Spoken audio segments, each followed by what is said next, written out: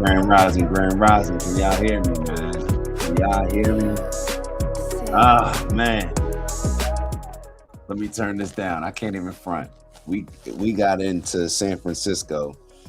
We just got to this spot. We're in Napa right now, in some low key spot, and we got in. I think like around 1, 2 o'clock Western time. So it is what it is. You know what I'm saying? Phyllis gets up every day this time.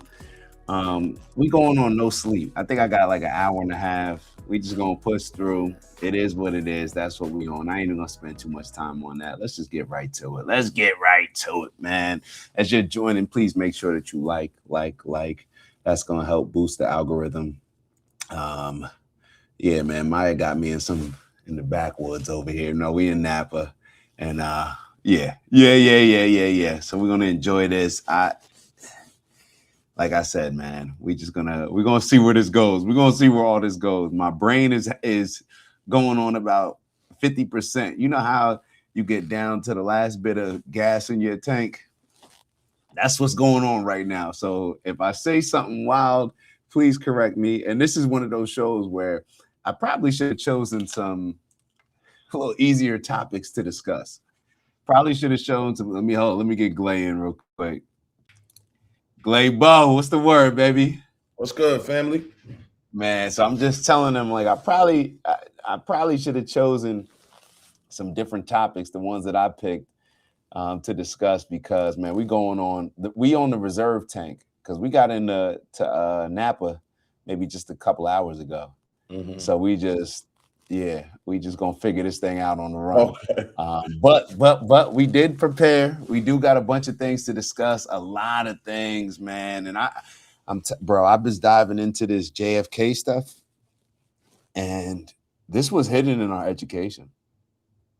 Oh, like what? JFK was everything around him was hidden in our education, bro. And it's really wild. It's really wild, and it makes me question a whole lot of things. It makes me question a lot.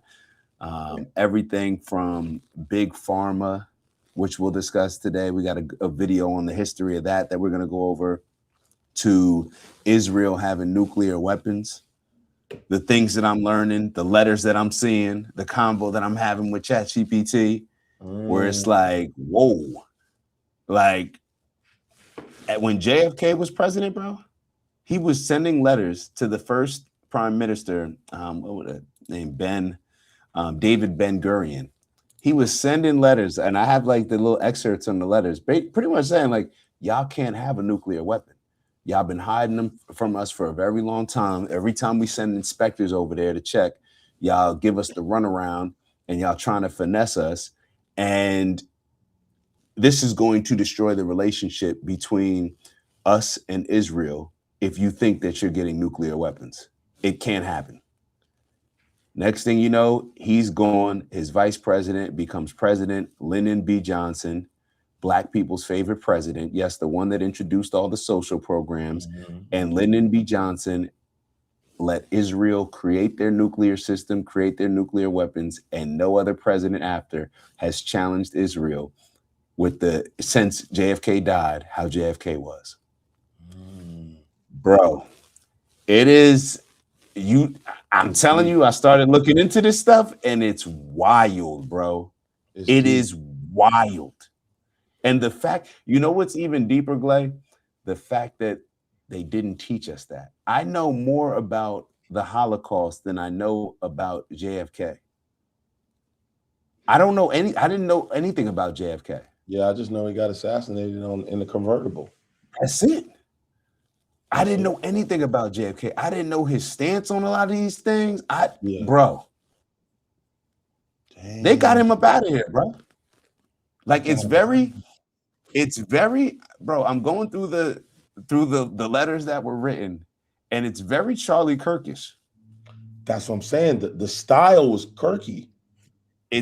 I'm talking about just how he was pressing them in a particular way. The same way Kirky went down. It seemed how Charlie Kirk was moving behind the scenes. So we'll get into that. We'll get into a bunch of other stuff. I mean, I guess now that, that's kind of, what's the term? You buried the lead, but I mean, I guess we're already talking about it now. Let's get to some of these. First and foremost, let's say what's up to everybody. Then we'll get into wherever we're gonna go with that, bro. Bro, look at me. This is wild. It's deep. Like, yo, I'm over here like, bro, are we about to talk about this? Cause yeah, but we're gonna talk about it. We're gonna talk about it. Yeah. Shout out to Michelle in the building, tapping in bright and early. You know what it is, Michelle. How's Kentucky treating you? Shout out to Big Bro Steve. Do not pray for easy lives. Pray to be stronger men. Whoo, came through with the JFK wisdom. Yo, I'm convinced that JFK was like, I mean, he was the man's man. He was the one that had us on these presidential fitness awards. That's what it seems like. That's what it seems was who he was. And then things got very in the direction that we ended up now. It seems like there was a turn. And like a huge turn. Yo, in every aspect. We're getting ready to go. Wait till we go over the big pharma stuff and then we pair it with the JFK. I'm telling you, this is going to be a real one today. This is going to be a real one today. I promise you, bro. Yeah. Shout out to Unk tapping in bright and early. Shout out to Unk. Good morning, Grand Rising, Finn, Steve, Michelle. Good morning to all. Definitely. So, Glay, this is a bot. This is definitely a bot. Yes, Glay. I'm getting my filter working right, because I would have saw that and been like, oh, they just sent in a smiley face or something. They wrote it wrong. Yeah. Let me see. Shout out to Philly. Hold on, I don't know if that one was a bot. Face blue, wide eye. I don't know. Yeah, because you don't have, like, sometimes people can send emojis from their phone, and then I don't know if it pops up maybe, and it just describes it. Oh, that's just describing the emoji. All right. Well, shout out to Haya 3. Yeah. Got to be careful how you say that. Haya 3. Shout out to you. You say it. I'm about to do the little keep it tight, keep that elbow in, bro. Don't extend. For real, bro. Morning podcast people. What's up, Phyllis? Phyllis was the motivation for today. I was about to be like, man, I ain't getting up in no hour to do no show. Then I thought about Phyllis. Phyllis been doing it forever. Thought about Phyllis. I'm like, how are you doing this?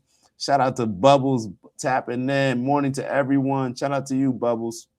Always appreciate you being here. Let me see. We got shout out to Big Bro Robert. Change the image. Okay. All right. How is everyone? How's everything, Robert? Hope all is well, Big Bro. Let's see. Did we get everybody? Yeah, we on that West Coast time, man. And shout out to, of course, Big Bro Finn. We must learn to live together as brothers or perish together as fools. MLK Jr. I like that. We must learn to live together as brothers or perish together as fools. Very simple. Either we're going to love each other or we're going to kill each other. It's very simple. What are we going to do? Right. What are we going to choose? What are we going to choose? Yeah, man. Oh yeah, we can't forget Dutch. Grand Rising Dutch. Grand Rising. Phyllis said they wrote the textbooks. Yo, I'm telling you, this gonna be all over, because all I was doing on the plane, I should have been getting some rest, but all I was doing was going down these rabbit holes. Do you know that Jonathan Greenblatt and the ADL, they actually, like, I guess there's a Christian organization, or not organization, like a bunch of Christian, like more Protestant, I believe, churches, and they're shaping the Sunday school teachings for the churches, bro. They get to shit is crazy, bro. They're shaping the teaching of Sunday school to make sure they teach it correctly. You have Jewish people. The head of the ADL, Jonathan Greenblatt, is saying that they are working with the churches to make sure that they're teaching Sunday school properly, bro. So not just the textbooks. Like this, it's almost Bro, I was having a combo with ChatGPT. ChatGPT got to the point. First off, I don't know whether I feel like somebody took over whoever I was talking to on ChatGPT. They just straight, for lack of better terms, Negroized. And when I first said it, I used a different word. My ChatGPT. My ChatGPT was responding like word, like say less. Like I'm like, whoa. Literally, those were the responses that my Yeah, that's how ChatGPT you act, ain't was it? saying. Yo, so I'm over here having a convo with ChatGPT about all this stuff. And ChatGPT, they like, yeah, that surprised me too. Like stuff like that. And I'm like, damn, the textbooks, like it's almost as if you heard a lot of this stuff just separately and you never did a deep dive into all this stuff, you wouldn't even believe it. Mm-hmm. You wouldn't You even ain't, believe it. Like here, my it's so mom was a wild. teacher, but yeah, my mom was a teacher for 34 years around or more. My grandfather was a teacher and principal in Jersey. Uncles, aunts, teachers, and I don't think they ever were aware of who was actually behind writing the textbooks. Mm. So there's no real protection there, or there's no real filter of like, oh yeah, who makes sure that the textbooks are correct? Like Yeah, who yeah, checks the accuracy of that? yeah. You just it's so obvious, but you never think about that. You never think of it. It's like, yo, we just giving out textbooks and we don't even validate the textbooks. We just Like assume just they're it correct. we just assume they are correct, bro. And Mhm. this is how we've been learning. So for a lot of us, unfortunately, especially if you're a bit older and you didn't grow up in the technology age, a lot of those textbooks that you learn, and you got to go back and you got to Do an you get an update. update. Yeah, you got to get an update. Do a You software got to get an update. update because you were taught what they wanted you to learn across the board. We are taught what they want us to learn, not what history is. We're just taught what they want us to learn. Mm. So, um, oh shoot, Ron! Shout out to Ron in the building. Ron said JFK first Catholic president. I didn't know Mm. that. I didn't know What that. was So what the everybody? first? Yeah, that's what I was about to say. What was everybody else before that? I guess just different, maybe Presbyterian, Baptist, different things, Protestant. I guess. Yeah. Very interesting. Very interesting. Mm. Um, Robert said, I'd say at least 60% of U.S. history I learned after I was out of school. So think about that because there's a lot of people that don't research, don't read books. After school is done, that's kind of it. I learned what I learned in school. Everything else is just going to be on the fly. It's not going to be intentional. Think about how much you would think you would know if you didn't do any of that research after high school. Think about how much or what you would believe, and then now add on what you're still learning now because you're intentional in deciding to learn, deciding to tap in and go to and maybe listen to shows, have these convos like this, maybe read, consume information in different ways. But imagine if you just left it at high school, like how limited you would be Right. in your understanding of what is going on in this world. Mm-hmm. Um, Uncle said you about to open up a whole new can of worms. Talk about the X-Files meeting the Twilight Zone. Yeah, we're gonna get into it. We're gonna get into it. Hold on, let me see. Damn, we got y'all already y'all in here heavy, heavy. Shout out to Incognito in the building. Grand Rising Incognito. Andy Dufresne. Shout Oh out to yeah. Andy Dufresne. Make sure you watch that video. I gotta watch the Matrix. You gotta watch Shawshank. Okay. So we I've both we seen both got some Shawshank. movies. Oh, you've seen I Shawshank? just told you that. I just didn't fully remember it. Oh, I thought you Yeah. didn't. Okay, okay, you did say that. You did say that. Yeah. Shout out to John in the building. Right, right, John. Um, yo, Incognito always amping me up, bro. Yeah. For the song. Incognito always amping me up. All right, let's see. Do we have everybody? I think we showed everybody some love. We showed everybody some love, and shout out to everybody who's tapping in who just didn't write a comment. But make sure that you like. What's the word, Glay? Anything you want to get off your chest that you've been seeing in the news? Anything lately? As you're going, I'll have some things on reserve for you. Yeah, yeah. Because I know I usually like to send them to your Graham, so I remember to Mm-hmm. go back through them. But we definitely got a few things as far as what was it like? The whole, Bill Gates did a press release, or not press release, an interview post the files being dropped. I guess trying to, ultimately play cleanup, Fix that image. them is that image. And so, we don't never hear Bill Gates talk about not a goddamn thing, especially in front of no camera. So this is the first time I guess he's felt compelled to tap in and say something about that. Well, the last time we heard from him, he was telling us that we need to. He was speaking on depopulation, and in the same sentence, I also believe he was trying to convince us all to take the vaccine. Okay, so he ain't supposed to. You just got to throw allegedly in there. Just throw allegedly. I don't know about what, but allegedly.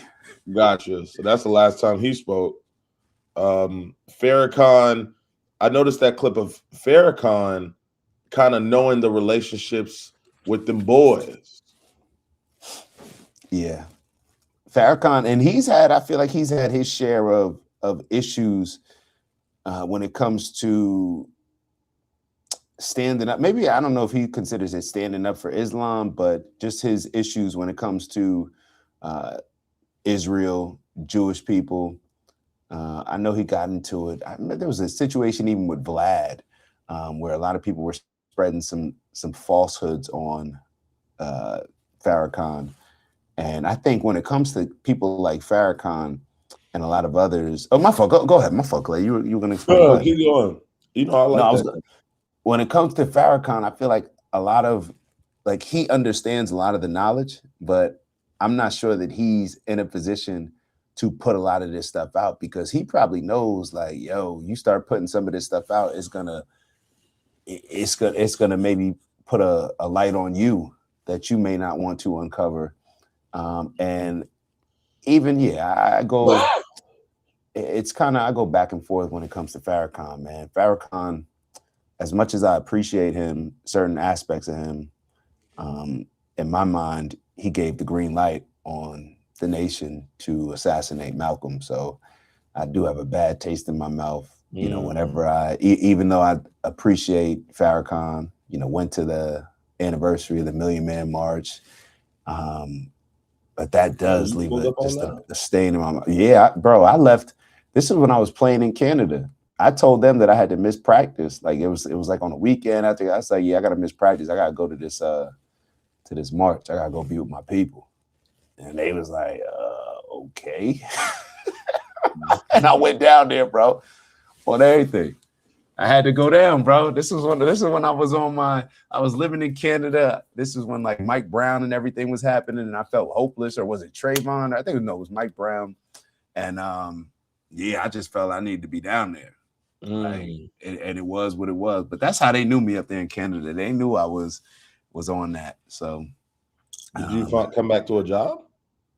Yeah, I came back to a job. There was a lot of times, bro. There were a few times where, because I was outspoken, calling out their version of ESPN, calling out certain people for certain things on Twitter, that I had some visits from the president. I mean, the CEO of the team, and he'd come down after practice, and the whole team would know. They would literally say what you just said, like, "Yo, like, I was watching your tweets like yesterday, bro. Like I'm almost surprised you're here today." And and then I remember the CEO, shout out to my guy Scott Mitchell. He came down to practice. He's never at practice. So at the end of practice, he was standing by the little gate, or the little, whatever it is, like the tunnel, and everybody knew he was there to holler at me. And I'm like, so he probably like, yo, this dude not even starting out here, like, giving me all these problems.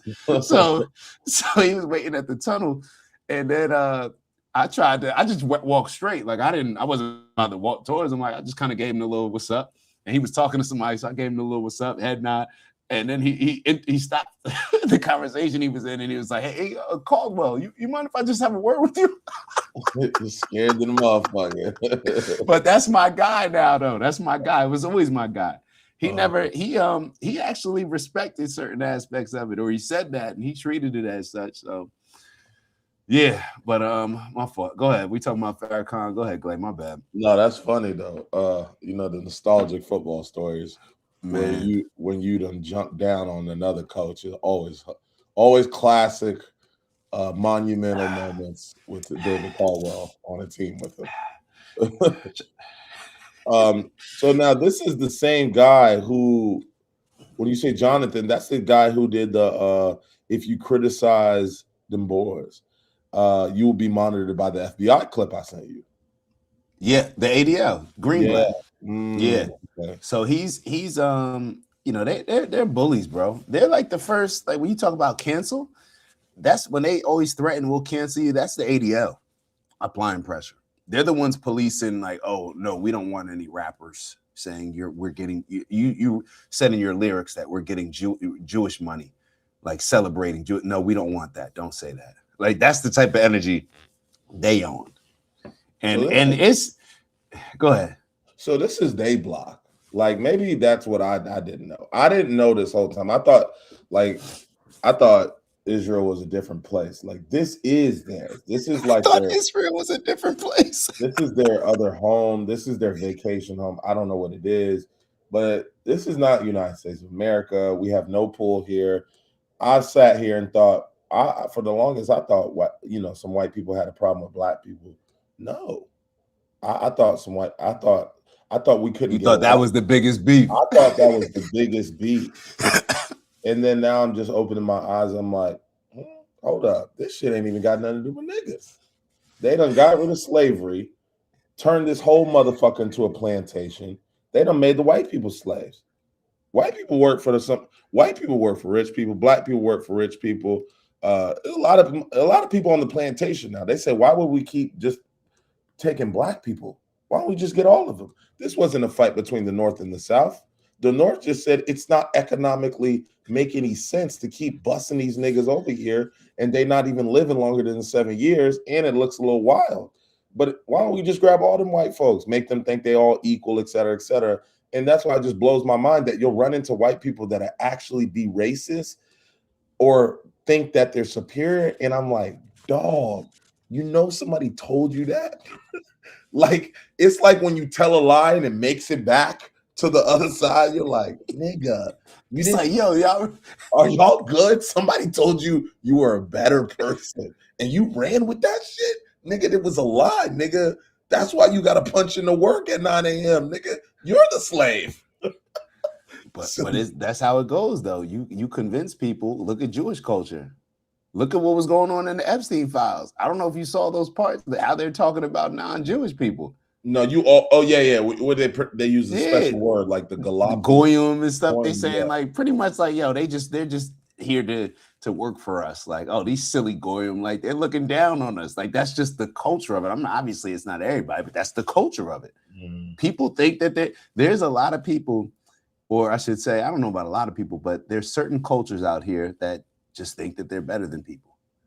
And yeah, and definitely when it comes to Israel, when it comes to Judaism, just as the culture, the dominant, you can't keep it comes up too many times for us to just keep saying it's a coincidence. It's like Dave Chappelle did that stand-up. You ever see that stand-up where he's like, if it's talking about a bunch of black people, then it's a gang. If it's talking about a bunch of Italian people, then it's a mob. If it's talking about a bunch of Jewish people, then it's just a coincidence. It just happened to happen. it's like you can't even not bring it up. Like that's really how it is, bro. Yeah. Hey, there's too many coincidences, bro. Damn. Okay. There's too many coincidences, bro. And Phyllis said we all on the plantation. Yeah, this is a class thing. I can't even be. I almost want to let the cat out the hat for people who didn't know. Yeah. You know what I mean? It's almost like you want to inform people, like, you know how people would like be stepping with Trump because he'd be turned with the division like that. And I almost want to be like, bro, like, are you listening to what? Like, he's lying. He's lying to you. He doesn't care. He just wants your vote. He gets 150 mil. He doesn't talk to you. You'll never see him. He's on the golf course. Like, are you okay? You don't have to spin for niggas in office. You don't have to walk around with somebody's t-shirt or you don't have to walk around with a sticker that says I voted. You look like you're too invested into this to me. Like, invest in your kids, invest in your future. Nigga, go travel. Leave America for a second so that you know this ain't the whole world. Like, Yeah. this chaos and this propaganda that keep feeding us, there are other countries you can go to and visit and see how they live. And they don't all live like this. Now, everybody has their difficulties, so I'm not going to make it seem as if, I'm a step on America as if everybody else ain't got issues. But nobody's got it perfect. In America, this is their bag, capitalist bag. We're gonna step on whoever we need to step on to make it to the top. We're gonna idolize and make the dumbest people famous. Like there are things about America, yes, that would definitely need to be changed, but it's just like, I mean, come on, bro. Like, breathe, read, and travel, man. But you can't be in here like acting like we're still fighting the Dixie, like the South is fighting the North still. Like, we don't, like, Republican, Democrat, dog, take a second, bro. You don't have to like spin out, trip over politicians in suits that don't even fucking like you. But that's what a lot of people do. You just that's actually one of the videos that I was gonna play, where it talks about, this is from the Democratic side, but it just talks about how they're looking to, like, you can tell a lot by how they're choosing who's going to be the nominee based on how they can appeal to a particular group of people. I'm going to play this, and I want to get your opinion on it, because it's based on exactly what you're saying, just from the other side. Let's see. Who is the Democrat that you see who can carry the flag into 2028? Kamala Harris? No. AOC? No. Rahm Emanuel?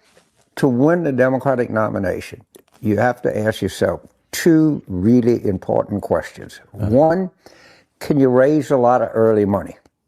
The second question you have to ask yourself, who can walk into a black fish fry in South Carolina, a black church? Now, they can be nice. They're very polite people. Yeah. But who is going to get them to hum and sway? Yeah, I took this as extremely disrespectful. Yeah. And I see what he's saying too. And I agree with him, and I still felt it was disrespectful. But it's no different than the MAGA. Like, it's just a different side of it, bro. Yeah, it's just a different side of it. If you can get if you got to say, hey, if you can rile up people who maybe want to say white power or whatever, you know what I'm saying? Whatever, not to that extreme, but let's say that it is to that extreme. Trump can figure out a way to say certain things to appeal to that group and to appeal to a whole bunch of other people that may have felt like, with all the woke ideologies and new DEI and all this other stuff, where white people are being shamed for just being white. So Trump's going to go, and what's he going to do? He's going to make sure that and it's the same thing on the other side. It's all like, how do I appeal to these people's emotions? What does you come in and getting me to and sing hymns at the fish fry and electric slide or whatever? Like, how does, like, the fact that you're looking at us like that is wild, bro. But it's the truth. It's the truth. He's not wrong. He's not wrong. Because what do? We gonna jump out there? Oh, what's Barack Obama's policies? I don't know. He's black. What's Kamala's policies? I don't know. She's not white. Like, you know what I'm saying? Like, that's how we go. And it's unfortunately, and I'm not including myself in that but yeah, that's it. You want me to keep going? Yeah. If I had to say one guy, if I were like betting the Kentucky Derby and I saw this 12-1 horse and I said, yeah, I want to get a price, I'd take J.B. Pritzker. Really? Why? Well, not Kamala Harris? She's black. She has no chance. Why not?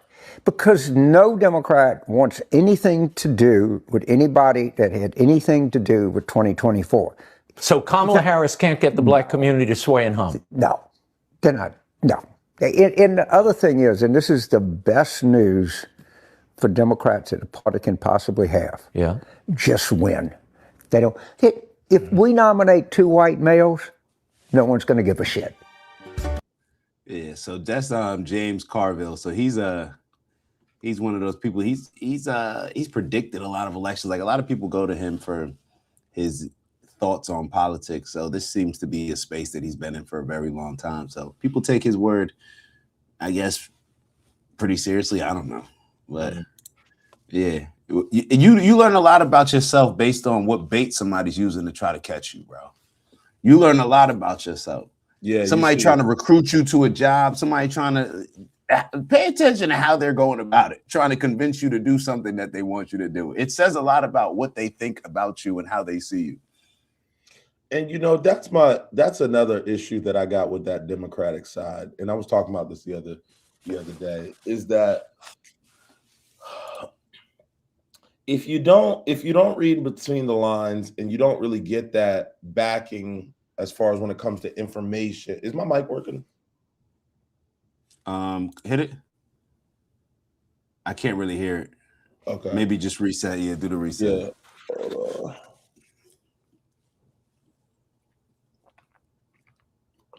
right. What about now? Yeah, you good. Okay. Yeah, there you go. So what upsets me a little bit about, well, not even upset, is that we see the right side basically use an entire marketing, a structured campaign. We know who the reps are. We know who the territory managers are. We know who the regional managers are. We see how they approach things, how they're willing to get to the campuses. They start an early indoctrination about making sure that the children of the right continue to be the right, et cetera, et cetera. They got their colors, they got their MAGAs, they got their all these things, right? And then you look at the left, and then the issue I got with the left is that so much of the quote unquote, like you said, they want a lot of government assistance, they want a lot of help, a lot of social programs. And what I don't like about the Democratic side is, like, there's just no structure. It just kind of looks all over the place. You know what I'm saying? It's just like they always look like, if you were to think about who even represents the Democratic Party, I can't draw a blank besides Kamala. You know what I'm saying? And even Kamala was just a response to the whole situation with Biden, kind of like not even looking like he could handle the position. Then her name came up overnight. You know what I'm saying? I don't know if was that always her plan to be president, but it just seemed like they just unprepared. And for y'all to be taking all these people votes, telling people that y'all want to help, making people feel as if you guys are more the heartbeat to the streets, but then utilizing, Meg Thee Stallion. It just always looked like y'all don't give a fuck about how y'all rolling up. And that's one thing I can definitely give to the right. It just seems like they got their shit straight. Now, that may not be the case at all, but at least the approach is, okay, we're going to be raising money. We want these certain people. We can kind of see where the dollars are going. I just don't know what the fuck the left be doing all day. It just looked like a bunch of niggas running around. They last minute, hey man, grab Meg. I ain't got nobody. You got anybody? I ain't got nobody. Just grab Meg. Quavo, you free? What you doing? Come down here. Get these. And I'm like, yo, this shit looks like y'all don't even look like y'all having a campaign. Like, this shit just looks sloppy work. And so I don't like that, because what makes it even worse, because I would say that naturally, and after kind of watching this show and being on the show, I learned more about the left's angles and structure, that if you don't really pay attention, you'd be like, damn, bro, they're just good-hearted people. They just want to help others. Like, what's the beef? Like, why does everybody hate that? And then when you guys are sharing to me, like, nigga, they lying about that. They're doing that to get you gassed up. They're getting you crunk on this. They're getting you emotional on this. They're getting you pulling out your money for this. They're getting you feeling like y'all need to become community around this thing. And then then y'all are like, nah, it's just cap, bro. They don't never solve no fucking problems. They just got you believing that it's eventually going to be solved, or they want to solve it, but somebody's lacing their pockets. And I'm like, damn, y'all got out here people trying to move allegedly, like, just with their morals, like, damn, I want to help people out. And this is how y'all roll up. It's like throwing a charity event, and because it's charity, you don't give a fuck. You don't show up on time. You don't care how the books look. Y'all don't have this shit together. That's what it looks like from that side of town. So this is the part that I got an issue with, definitely with the left side. It just seems like they honestly, from the politics side, like the people in politics are the ones benefiting financially. They don't give a fuck about no one else to even come up with a decent itinerary. Like, what are we doing at 9? What are we doing at 10? What are we doing at 12? They just look like they're a scrambling bunch of motherfuckers that wait for something to happen, double down on it, and try to draw you in through your emotions so you can feel like they're helping the group. And then you tell me, well, those programs that they're supposed to be helping, they ain't helping. This sounds like big pharma. Like I feel like the left is on some big pharma energy. Like, we've been paying y'all for 100 years to solve a common cold, and y'all ain't never did it. So yeah. No, I get you. It seems very reactionary, and perhaps that's how you have to be if you're trying to appeal to the victimhood and emotions of people. I think I saw Oluwehu write that. They're very reactionary, and even you look at something like Project 25, where you had Taraji at the, I don't know whether it was I think it was the BET Awards. I was going to say the Grammys. I think it was BET Awards. And I'm just saying the way she was carrying on, they're trying to kill us. And that's when Kamala Harris called in. Yeah, I'm about to say, well, it could be, I guess, depending on how we got some clips from the Grammys to take a look at some of the things we're discussing as well. But everything, it's like you're criticizing Project 25, but where's your plan? Where's your plan? Yeah. Like, you have no plan. Your plan is to criticize their plan. Your plan is to appeal to my emotions, to never ever do anything that you're saying you're going to do. Your plan is to get me excited, like you're going to give me 40 acres and a mule, talking about reparations. And then as soon as you win and you get in office, there's nothing said about it. Nothing, like, you don't hear anything about it. Like, that's your plan. So everything has been based on appealing to a group of voters that they know is very emotional, is not going to have any follow through, is not into politics. I don't think Democratic voters are as serious of people as Republicans are. And perhaps that reflects in them having certain plans. I don't think that they're as serious when it comes to voters. It's all based on, it's like, oh, well, I just care about other people. I care about migrants. I care about Black people. But it's never really, well, what's the policy? How does this impact people?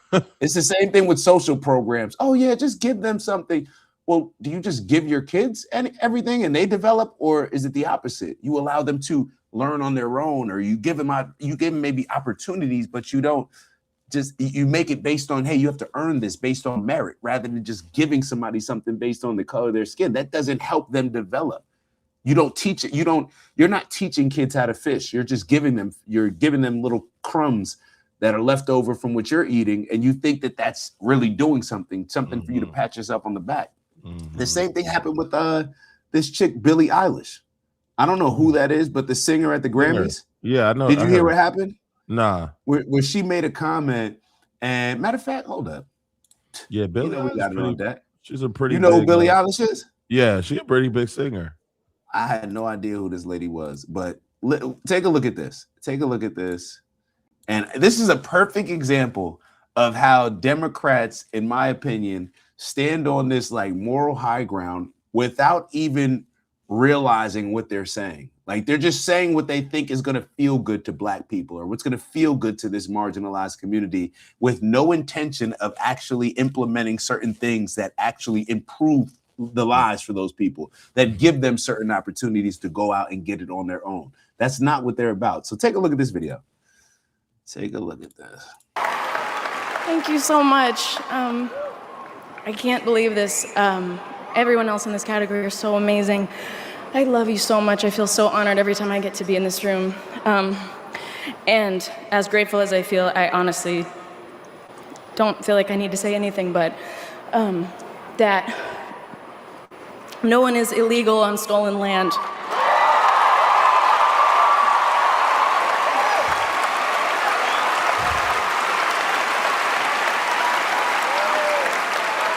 And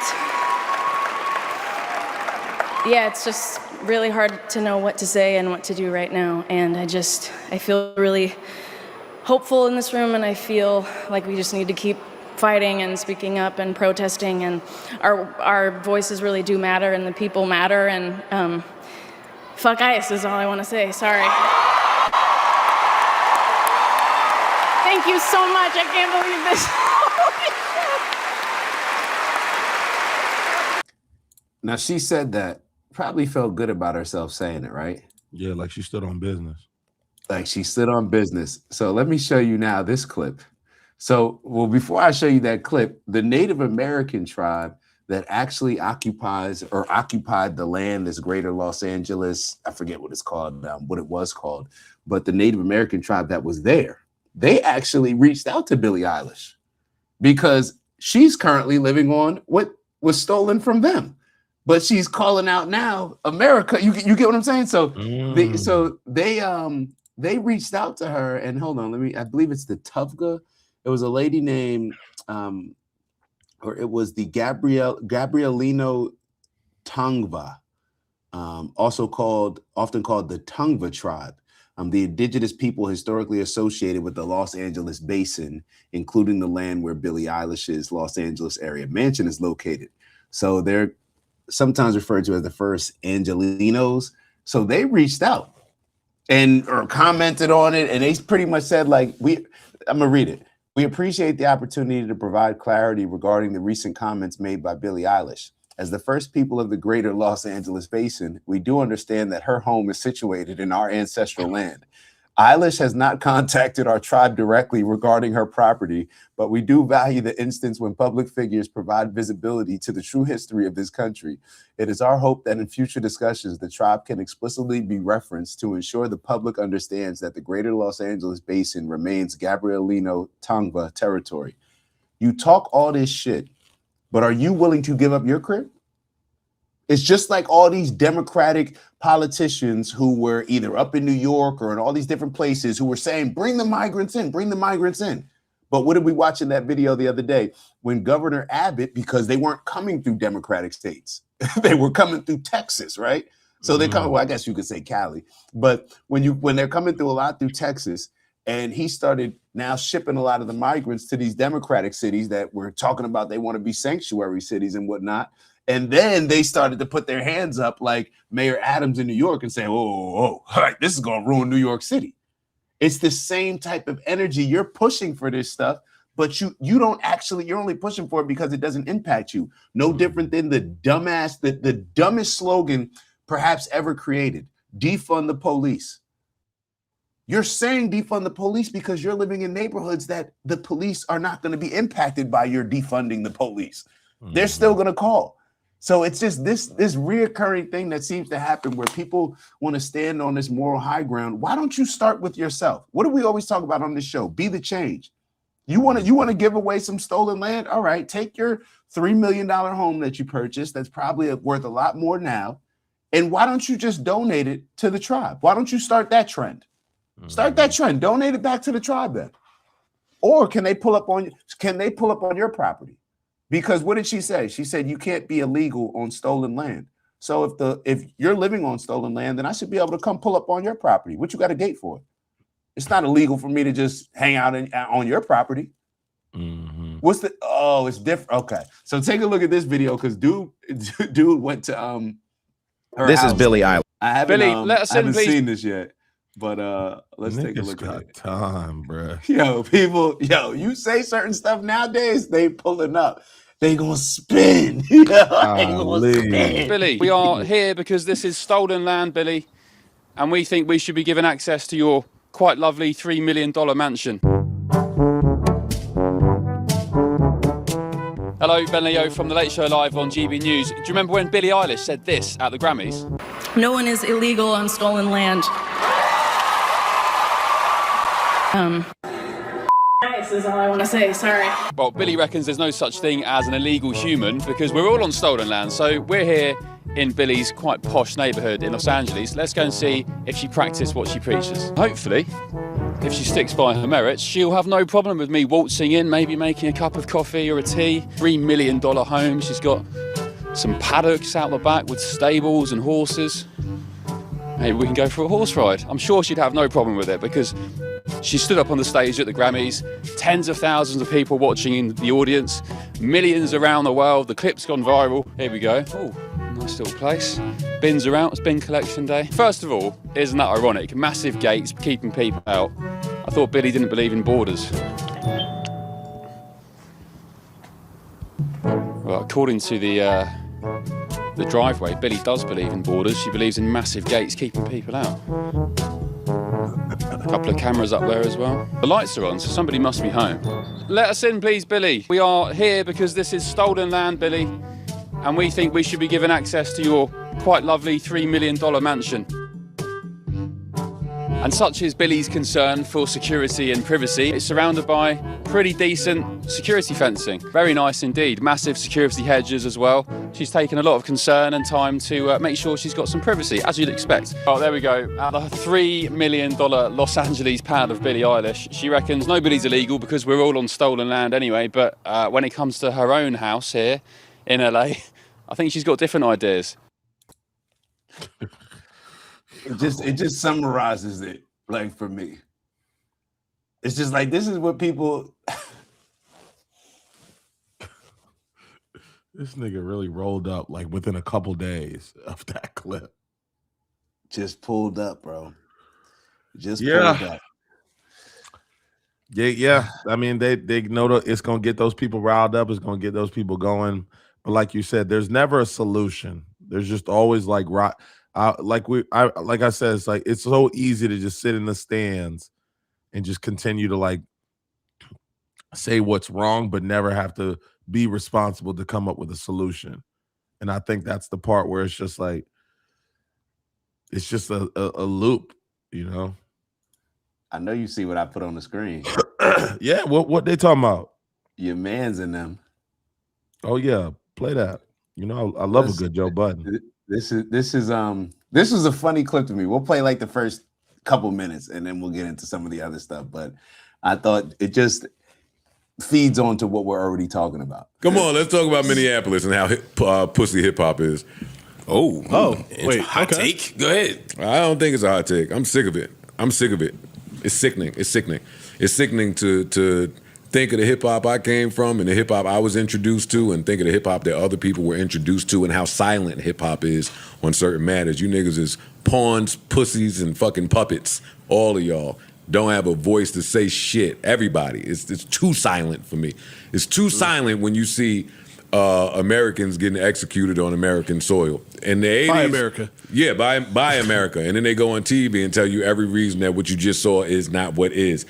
No time in my life could that happen and hip hop not be in an uproar. I disagree. Shit. I'm not asking you. I know. We on a podcast giving our stances and takes. I think that hip hop has turned their blind eye to it because it's a white person. Yep. Because it's white people. And hip hop, nigga, this show. We push a lot of anti-white whatever. So if it's affecting white people, hip hop is looking at it, and it's if you read the comments, I it's don't saying think this show pushes anti-white. We make jokes on white people. What do you think about what Joe Budden initially said? And let me not lead you down a path because I don't have enough. I don't want to. Okay. Do you remember when Mark Lamont Hill was on Joe Budden's podcast? And he was talking about his friends that died in Palestine. Yeah. Mm-hmm. Nobody wanted to say anything, right? It was all crickets. They actually got called out for it, right? Oh, yeah. He was the only person that spoke up about it. Mark Lamont Hill was, right? Yeah. Mm-hmm.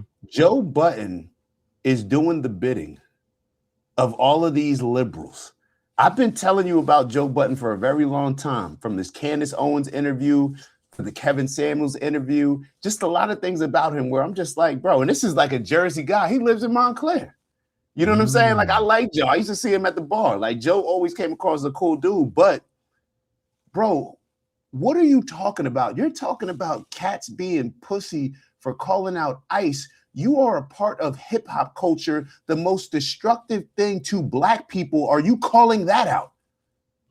Y'all got a hip hop podcast. You're a former rapper, bro. Do you call out the rappers and what they're rapping about? But you want rappers to call out ICE? When Mark Lamont Hill is on your show talking about how Palestinians were, how his fellow journalists, I believe he was saying his friends were getting killed by Israel, everybody was crickets. You didn't want to say anything because it wasn't the popular thing, or you felt like you could potentially get in trouble by whoever you're serving your bosses on whatever these platforms that you have. You wanted to stay silent. But when it comes to speaking out about ICE, like, this is that nigga mentality, bro. You want to speak out about all these other things, get caught up in all these other movements, except the one that's impacting you and except the one that you're actually feeding into. You've fed into spreading a lot of this poison. You're a part of that hip hop culture. Has it been overall, has it been beneficial, positive, or negative to the black community, hip hop? Overall, negative. I don't think anybody would argue that, except a rapper like Joe Buttons. But then you got the nerve to try to call out rappers for not speaking out on ICE. Like, this is just the goofiness that I see, and that it's just very hard to say. That's why it's hard for me to watch a lot of these goofs, bro. And I like Joe Buttons, you know what I'm saying? But this is goofy behavior, bro. Goofy behavior. It's I don't know. You watch more of him than me, so I don't know. But I wanted to try to find that other clip where, you know, he said all his friends were killed, just so people, so everybody would have some context. But I just didn't even think that we would go this direction, so I didn't have the clip ready or anything. But I remember them all being silent on that topic. Yeah, and I remember him, Mark Lamont Hill, doubling back and like having to talk about it on his own show and how he felt about it. So it's just like, bro, it's people just get on board with these. It's like the Democrats. Oh, we're pushing this today. Okay, all right, let's get behind that. What Negro can we get on board? Okay, we'll get Joe Buttons. Okay, we'll get Meg Thee Stallion. Okay, we'll get Quavo, like you mentioned. It's all the same play, bro. It's all the same play. But that's it. Yeah, no, that's true. That's true. That's it. But you want to jump out here, use all this energy. Y'all rappers is pussy. Y'all rapping. Bro, what are you doing what about the things that you were putting into the community? What about rap overall and how it impacts black people? Like, but you want to jump out the window when it comes to ICE. Okay. Just so we can pat you on the back. You're a good human being, Joe Button. All right. It's corny to me. What I'm starting to realize is that I'm starting to realize in more and more in reality that this is the play. This is the play. Like, the play is to not, the hypocrisies don't matter. And I'm not saying this is my position, but yeah, I get what you're saying. The hypocrisies don't matter. Being authentic don't matter. Standing on the business don't matter, because it's not mattering to the crowd. And the crowd isn't demanding better. You know what I'm saying? Like, they're not demanding more. So the people that get into these positions are just everybody to them is another subscription. They're just worth a monetary value. They're just a part of my ecosystem that continues and allows me to eat in the morning, however that looks like. So it's just like, you don't really have to be authentic. You don't have to be truthful. You don't have to be right. You can be wrong. You can be incorrect. You can be inhumane, because the people aren't united enough to make them become anything different. And I think people they're seeing that. Well, they've noticed it clearly way before me, for sure. But I think they just noticed this stuff. And I'm just starting to realize, for you to say what you're saying, and I remember that episode, and I'm like, damn, you know what? They really didn't say nothing on that. But then when it comes to this situation, I'm like, damn, but I'm like, damn, like, you don't really have to tell the truth about nothing. You don't really have to be consistent. You can be like Billie Eilish. You can be like Joe Budden, like, because the crowd doesn't care.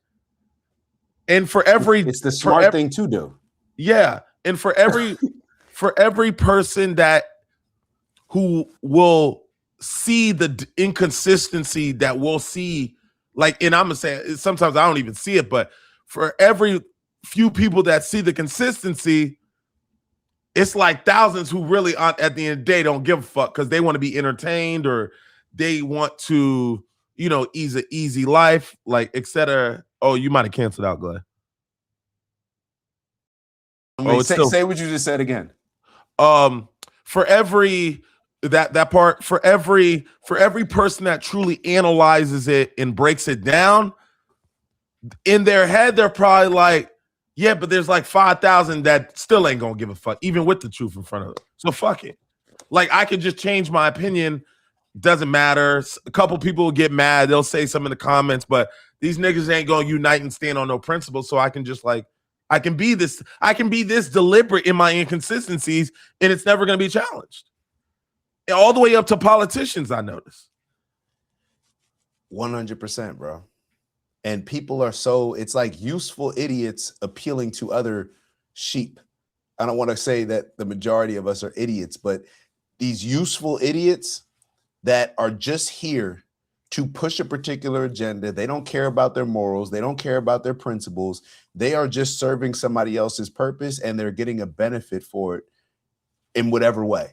Whether it's Joe Button right here doing this and the Democrats coming over and saying, thanks, Joe, for pushing the line when it comes to you know what I mean? Like, it's not anything that actually changes things.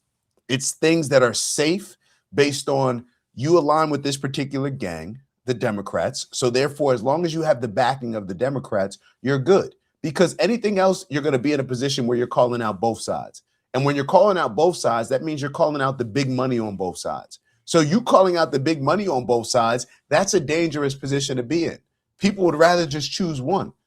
This is just, and then what does it come down to? What's that famous saying that removes all principles and morals? It's just business.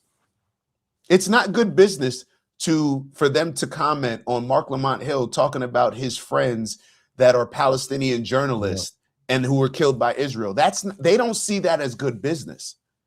They see this as good business. Why? Because everybody's on board with it. Everybody's pushing it. It's one of these issues where, okay, white, black, Democrat versus Republican, like, we all look at what happened. Well, a lot of us look at what happened in Minnesota or Alex Preddy, and it seems like it's the nice thing to do. All right, at this point, let's say F ICE. You know what I'm saying? You could have been said it, but I mean, obviously now it's a safe thing to say. You know what I'm saying? But people don't really mean anything by it. People don't mean anything by it. And that's why I'm glad that the Native American tribe, they called Billie Eilish out, because that's what it's like. People fall in love with the substance of a lot of things, where there's probably a lot of Native Americans that heard what Billie Eilish said and started clapping. You can't be illegal. But then there were the few that responded and said, hold up. You want to put your money where your mouth is? Because what's any different than you? You got the crib on the land that they stole. So does that make you any better than the people that actually stole it? Are you willing to give it up? Let's look at Israel and Palestine. They felt that they could take somebody's land based on what was promised to them 3,000 years ago. There's people in LA, these people can prove that that was their land 200, 300, 400 years ago. So how are we really looking at this? You know what I'm saying? This is why when I call out Israel and a lot of the people that think that Israel has the right to exist and take somebody else's land, okay, well, there's a lot of American Israelis, Jewish people that are living on land that they know was stolen from people. Are you willing to give up your land? Are you willing to turn Miami Beach or New York City or Lakewood, New Jersey or Muncie, New York? Are you willing to give up those areas for the people that the land was taken from? Oh, nah, you just want to use that when it serves your purpose in taking somebody else's shit. You don't actually want to live by it and stand on it yourself. This is just how the world goes, bro. This is how all this stuff operates, bro. This is how all of this stuff works, bro. It's silly, but if you're not looking at it, see, because in my experience, right, my young experience, I either see it's a few different things, but these are some of the things that come up.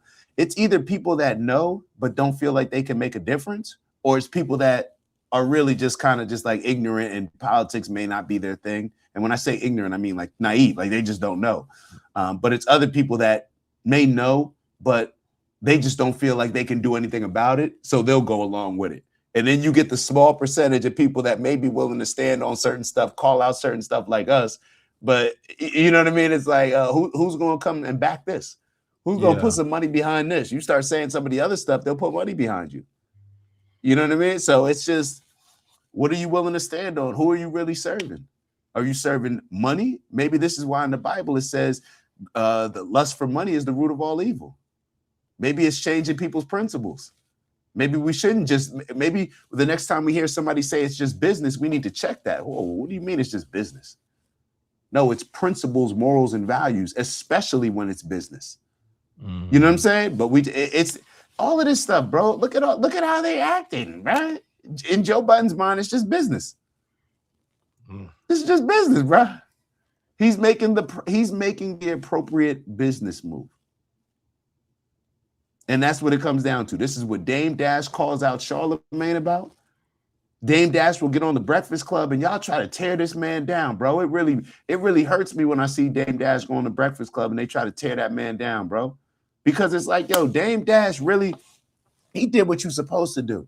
He's been trying to push people to get out these streets, figure out different ways to make money, teach people how to become entrepreneurs, teach people how not to feel that you got to work for somebody else your entire life, be passionate about something, go after something and monetize something that you really love. This is what he's pushing. But when he gets on there, they're talking about, Dame, you're broke.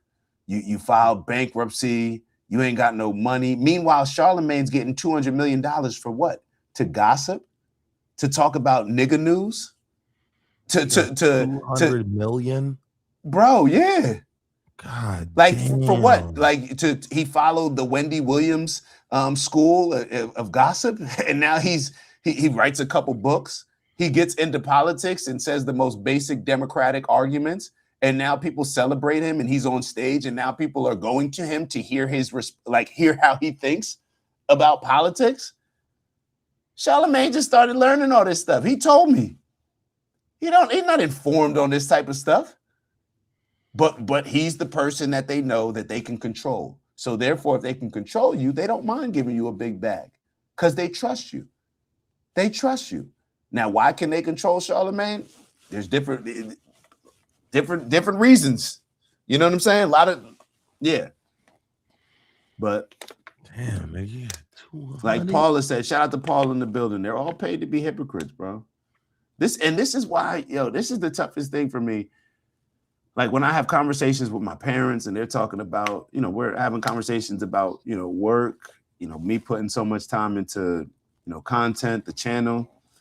And really it's a road, like the road that, you may feel the same way, but the road that I'm going down, it's a road that I'm trying to create that hasn't been created, because when I look at a lot of my idols, the people that I look up to, they died broke, miserable. Nobody early. You know what I'm saying? Like, I don't see a lot of my heroes that just had the lives that I'm looking to live. You know what I'm saying? Mm-hmm. Like, nah, I'm not trying to die broke. I'm not trying to do it. Nah, I want to live a great life. You know what I'm saying? But a lot of the, what do they say? Like, what do y'all talk? Like, what's it's the same thing. They know what I'm on, bro. They know what I'm on. And I also feel that just because people before me, like just because, let's say my hero Malcolm X died broke, okay, I'm going to learn, what Malcolm did wrong. Because, and this is why it's important for me, like I acknowledge Malcolm X failed. Like this is my favorite person. Malcolm X failed. Mm-hmm. And I have to acknowledge that, because if I don't accept that, then I will go down the same path without making the changes that I'm sure Malcolm would if he could redo it again. But he failed, bro. He failed. I'm not saying that he failed like he's a bad person, but based on the goal that he was looking to accomplish, it did not get accomplished. Yeah. You know what I'm saying? So, and then when you die and you don't even have a crib to leave your family, your wife and kids, that's a fail. A great man. Great is an understatement when it comes to all those things. But I have to acknowledge that, he failed, because like I said, if I don't acknowledge it, then I won't make those necessary adjustments. Now, we'll figure this thing out. We're gonna see how it's gonna go. That's why I look at people like Marcus Garvey. Look at other people who may have had some success, you know, when it came to uniting different people, success when it comes to business, different things of that nature. But yeah, it's a tough path, bro. There's a lot of examples of people that tried to stand on business and die broke or killed, assassinated. And there's a lot of other examples of people that just take life as like maybe like a Joe Budden, maybe like a Floyd Mayweather. Oh yeah, I'll go to Israel and yeah, I love Israel. I'll kiss the wall, do all that type of stuff. Oh yeah, especially my money's drying up a little bit. So yeah, let me go. There's a lot of examples of those, and that get a big bag for it. Donald Trump is one of them. Because he got the 150 mil. What did Ish 250? Was it 150 for Miriam? Maybe it was 150. Yeah. So what? That's $250 million, right? Yeah. What did Ish say to this? Oh, keep going. Hold on, let me see. Yeah, like what was his pushback? Take the anti-Paul. I don't think that. I mean, that's his position. What I'm saying, my business. What I'm saying is, if you read the comments, they saying, "I don't give a fuck." These white people, they don't come to our back. They don't come to support us when we going through trials and tribulations. Fuck them. If you read the comments, it's plain as day, and it's very loud in the comments. I don't give a fuck about them shooting white people. People are saying it in the comments. I mean, I'm struggling with this because I do think when things happen to people who aren't you, the natural human instinct is to have more distance from it. Not just Alex Preddy, who was killed this past weekend rest in peace by these officers. Not just killed, murder, executed. I don't want to use that word just because it's a legal term, and I don't want us to get sued. But he was certainly killed by police, and if he's found guilty, then it'll be murder. But I believe it looked consistent with a murder allegation for me. He didn't have a weapon on. They took the weapon from him and still shot him. And we saw that plain as day on the video. I mean, it. He wasn't in a threatening stance. He wasn't nothing. Like, you can't say that you shot him because you were in fear of your safety or your life. There's 5 of y'all on this man. He's down on the ground in a submissive positioning, and he got shot. My problem with that is just the hypocrisy when the fucking Rittenhouse kid and all the millions of other fucking gun-toting. All right, so they're gonna go into the same. We already reviewed all that. Okay. Yeah, they're gonna go into the same combo. It's just, yeah. It's people willing. They must. It's almost like when you look at the news and we've seen these clips where they're all saying the same thing. They're reading from the same script. Yeah, I sent you. It's almost like they get. Yeah, you sent me that. It's almost like they just get like, okay, what am I supposed to think about this topic? Okay, boom, you get this amount of you get a bonus for saying this. All right, we're gonna get that bonus. Like, that's really how it seems like they're doing it. It's almost like it's almost like the algorithm dictates the information. Because if you can stay on certain topics long enough and get people to bite for the 5 seconds, the 6 seconds, the 10 seconds, and your content will be pushed to the masses. It's almost like that's what's incentivizing certain information to be more prevalent versus something else. You know what I mean? Right. So it's just like, it's almost like not the algorithm and not social media, but people interpreting and understanding the algorithm and what drives the numbers is also dictating the topics that people talk about, because you're always going to be able to understand what's worth getting somebody to be hooked on for the first 6 seconds. Then you're more concerned about giving somebody maybe the honest topic or et cetera, et cetera. So it's like Joe Budden and I'm willing to say even like these guys that are doing it at this max level like this, where they're really collecting a bag, they're doing it probably somewhat like like CNN does it, or like Fox News does it. It's just like, if the news could ever be successful by telling the truth, then they would probably if the people bought into wanting to hear that, then they're just going to do whatever is going to drive the numbers up, because that's where the bread at.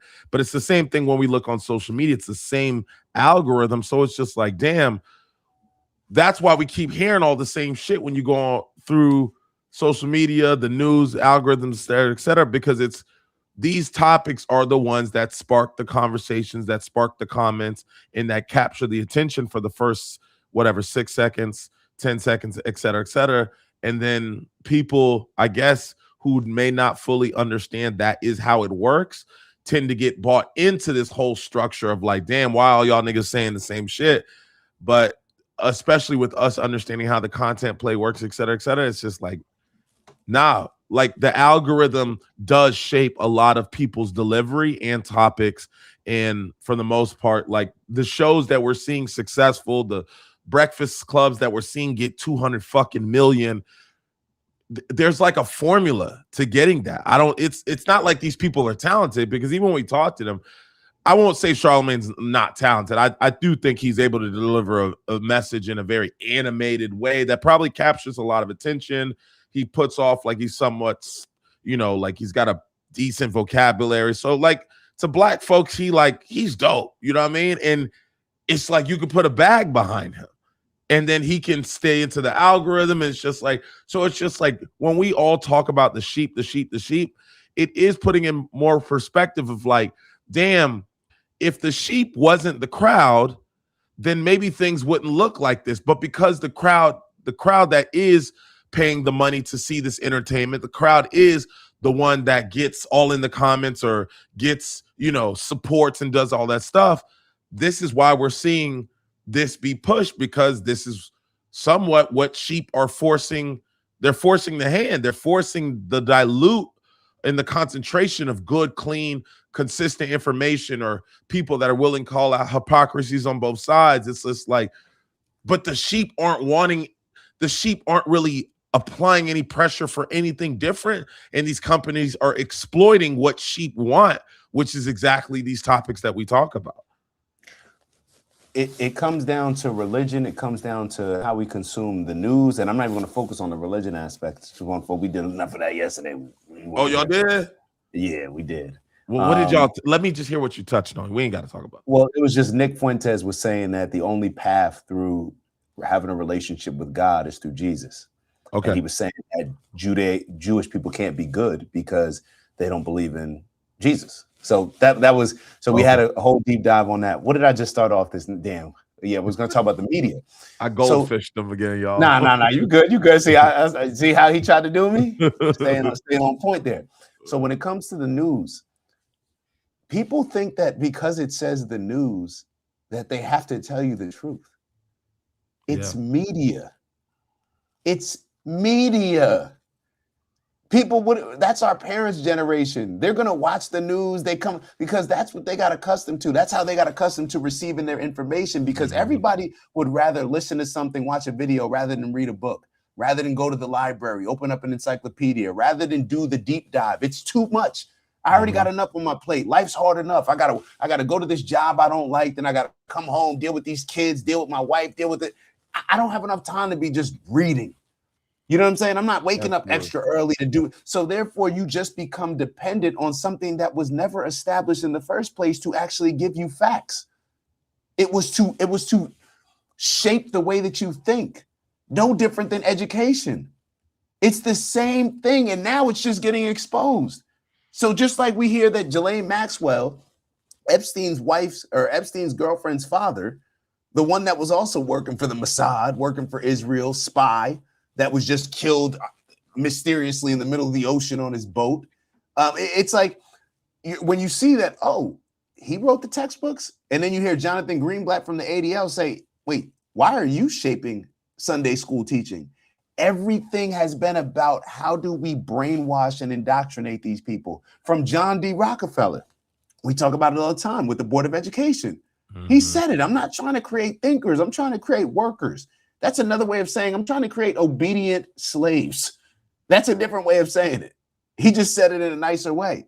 So when we look at all these things that we know, there's people that know right now that the news is not giving me accurate information, but they also believe that they're smart enough, that they're intelligent enough to decipher and filter through based on what's good information and what's bad information. Because they still don't want to actually go do the deep dive themselves, because it's time consuming. I'd rather still just listen to the news. And I'm intelligent enough to filter out what's BS and what's not. But my filter is based on all of the BS that I already learned up until this point. So you end up down this ignorant cycle that limits the way that you think, that limits your creative ability, your imagination to solve problems, and you end up in a bubble. You end up being a doctor. You end up being a doctor when you have your toolkit. Hey, I only have my toolkit to solve these problems. So I'm going to solve the problems based on what's in my toolkit, not what's best for you, what's in my toolkit. So when you become indoctrinated your entire life, you only know what you know. You don't know what you don't know. So when it comes to you now filtering through this, you seeing, oh, what's the resolution for this problem? You're only seeing it based on what you were taught. So it's across the board. But even when you tell people that, they're not going to stop watching the news. They're not going to. You can come out right now, and it did come out with the Smith-Mundt Act, where the government is allowed to lie to us. They know that. The news outlets follow the money. We talk about it all the time. Who's paying the news? Yeah. Who's paying them? Like, look at who's paying them, and then you'll understand, oh, this is why they're saying the things that they're saying. Look at what just happened with CBS, with Larry Ellison, head of Oracle, same company that just bought TikTok. You heard what they said. They're banning the word Zionist if it's not used in a complimentary way. So people, and this is something that Jewish people have been accused of controlling the media for a very long time, right? So what happens? They buy CBS, Larry Ellison and his team, they hire Barry Weiss. They have a more pro-Jewish stance, and that's what they're pushing. This is how this works. Whoever's in control of the station, they're going to push whatever agenda aligns with how they see the world or whoever they're pleasing. But people don't care. It's not going to change. It's not going to change anything. You're still going to watch the news. You're still going to consume information the exact same way. You're not going to read articles. You're not going to Google. You won't even have a conversation with ChatGPT. You just want to do what you've been doing, because at the end of the day, you'd rather try to prove, even if you learned BS your entire life, you'd rather try to prove that right rather than to learn something that shatters everything that you've learned up until this point. That's what I see. People don't care. They know and they don't care. Because it's difficult. It's more difficult to care. It's heavier to care. It's more of a responsibility to care. And people are always going to try to innately find the more or less resistance and more smoother direction at whoever's cost. Oh, I'm sorry. Go ahead. My fault. No, at whoever's cost. Mm-hmm.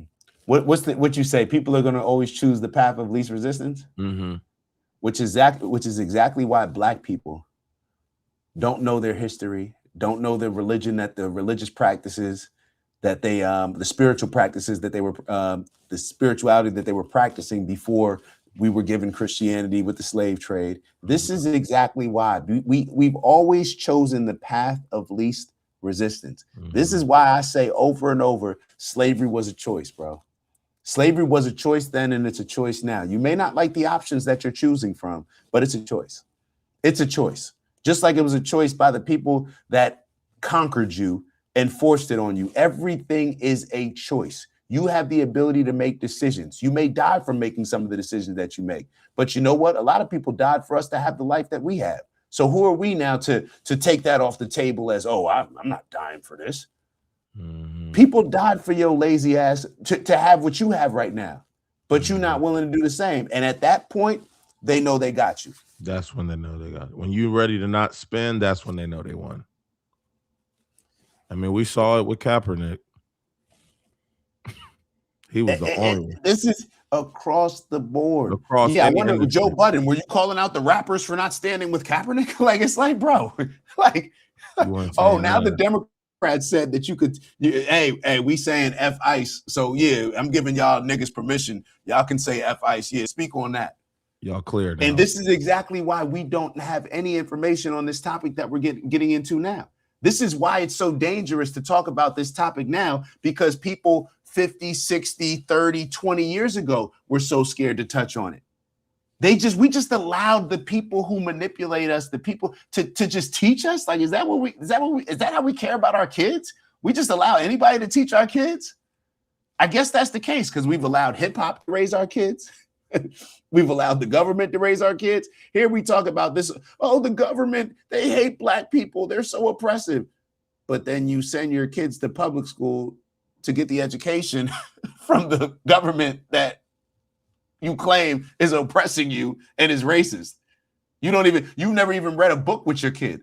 You've never tried to instill any type of knowledge in them outside of what they're learning in school. It's all people that just talk and aren't willing to move, bro. That's all this is. It's just a bunch of talkers, bro. It's just a bunch of talkers. Nobody's willing to stand on it. That's why when you see somebody willing to stand on it, it's almost like intimidating or you get a little, it's like, whoa, bro, like you good? Like you sure you want to touch on these things? Yeah, I'm upset that you're not touching on that. Mm-hmm. I'm upset that I'm 38 years old just learning this stuff. Mm-hmm. How do I not know that the most relevant assassination in American history, JFK being assassinated on national TV, I know nothing about? They lied, bro. From the research that I'm doing now, Lee Harvey Oswald, bro, y'all just made this story up and we just went with it. Why don't we know what he was fighting for before he was killed, regardless of who killed him? Don't we find that kind of relevant?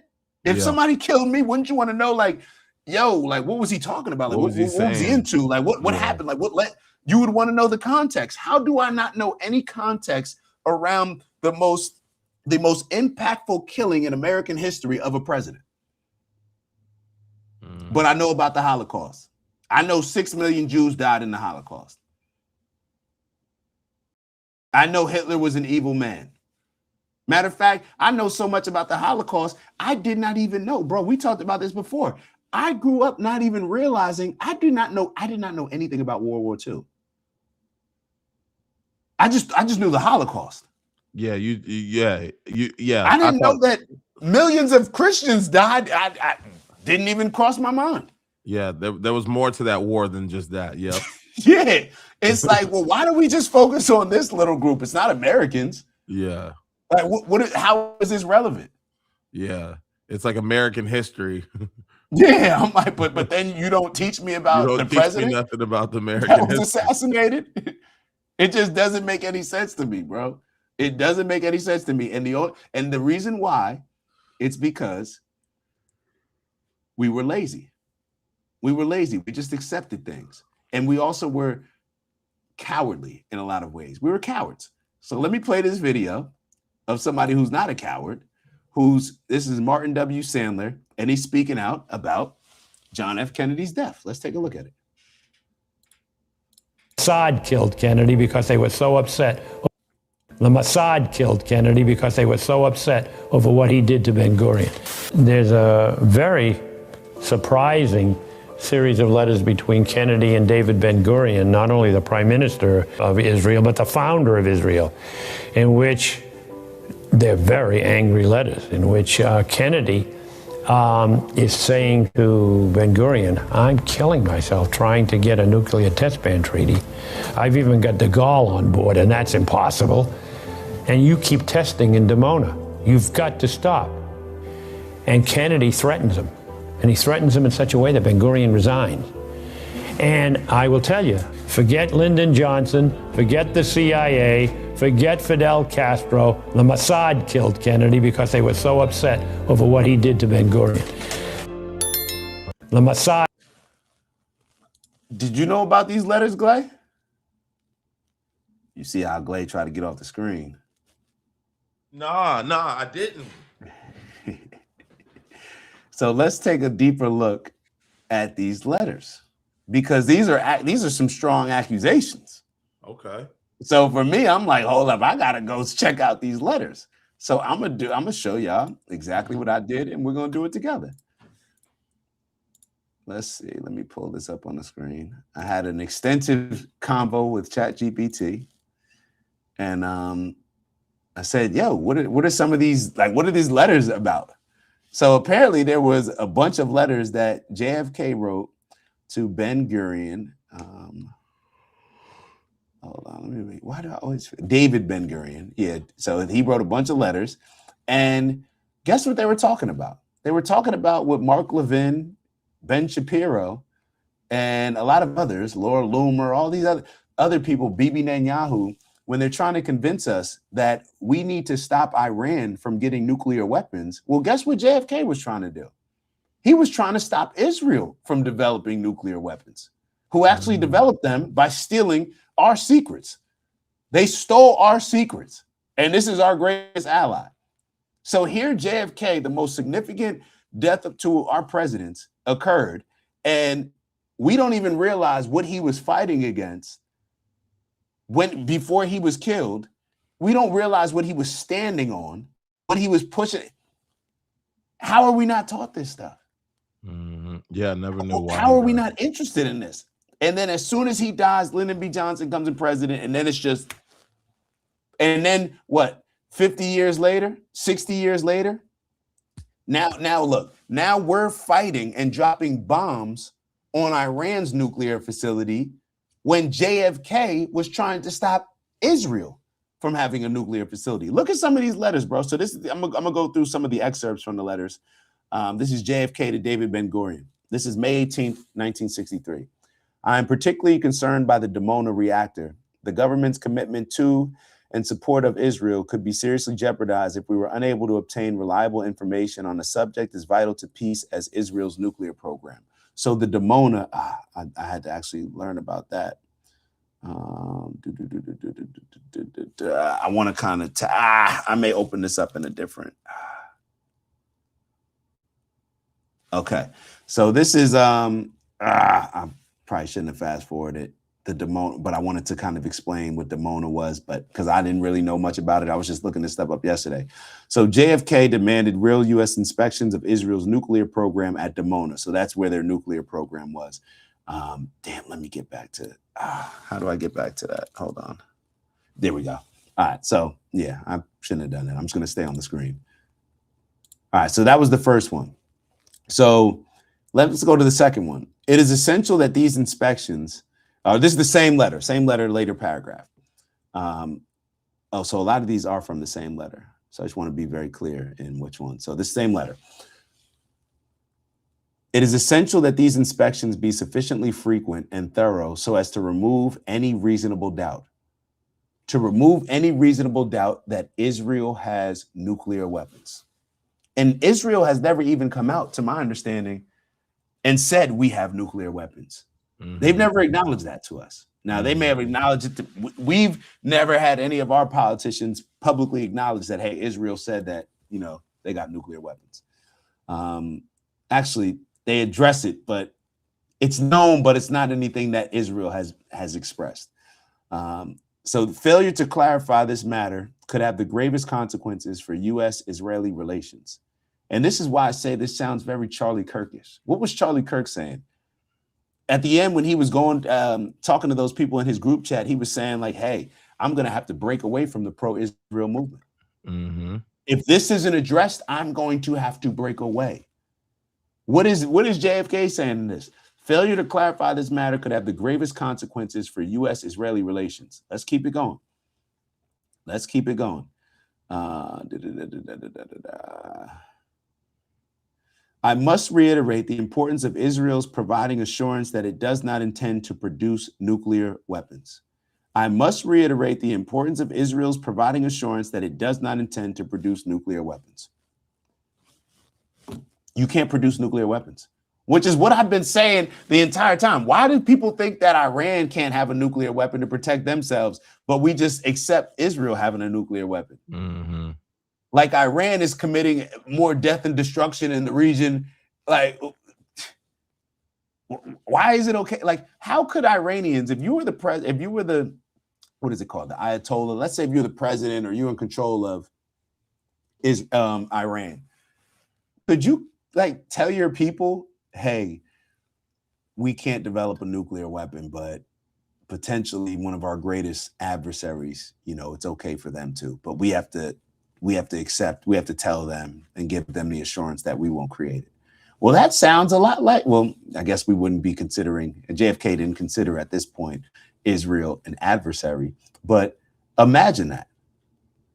Imagine that, having to conform to people that clearly want me up out of here. They want to destroy me. They want to destroy my people.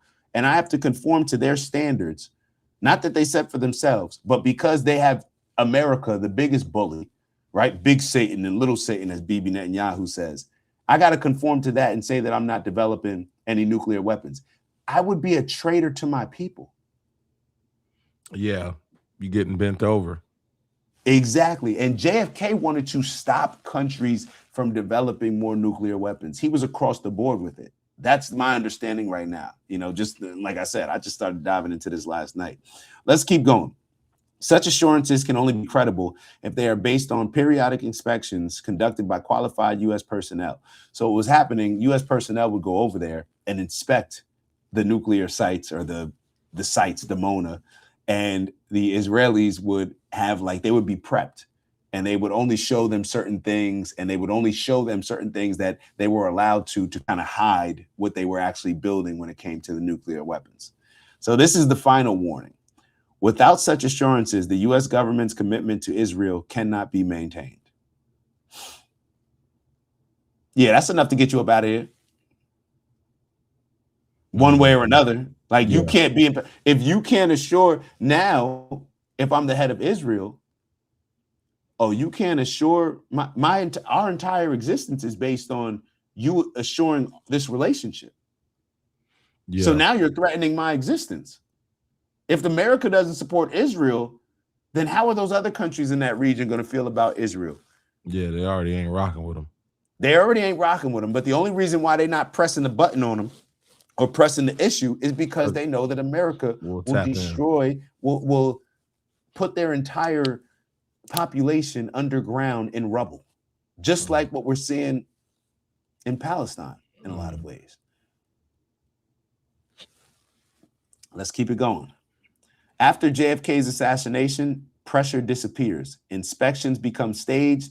Nuclear ambiguity is tolerated. Israel completes weaponization. That's not theory. That's policy record.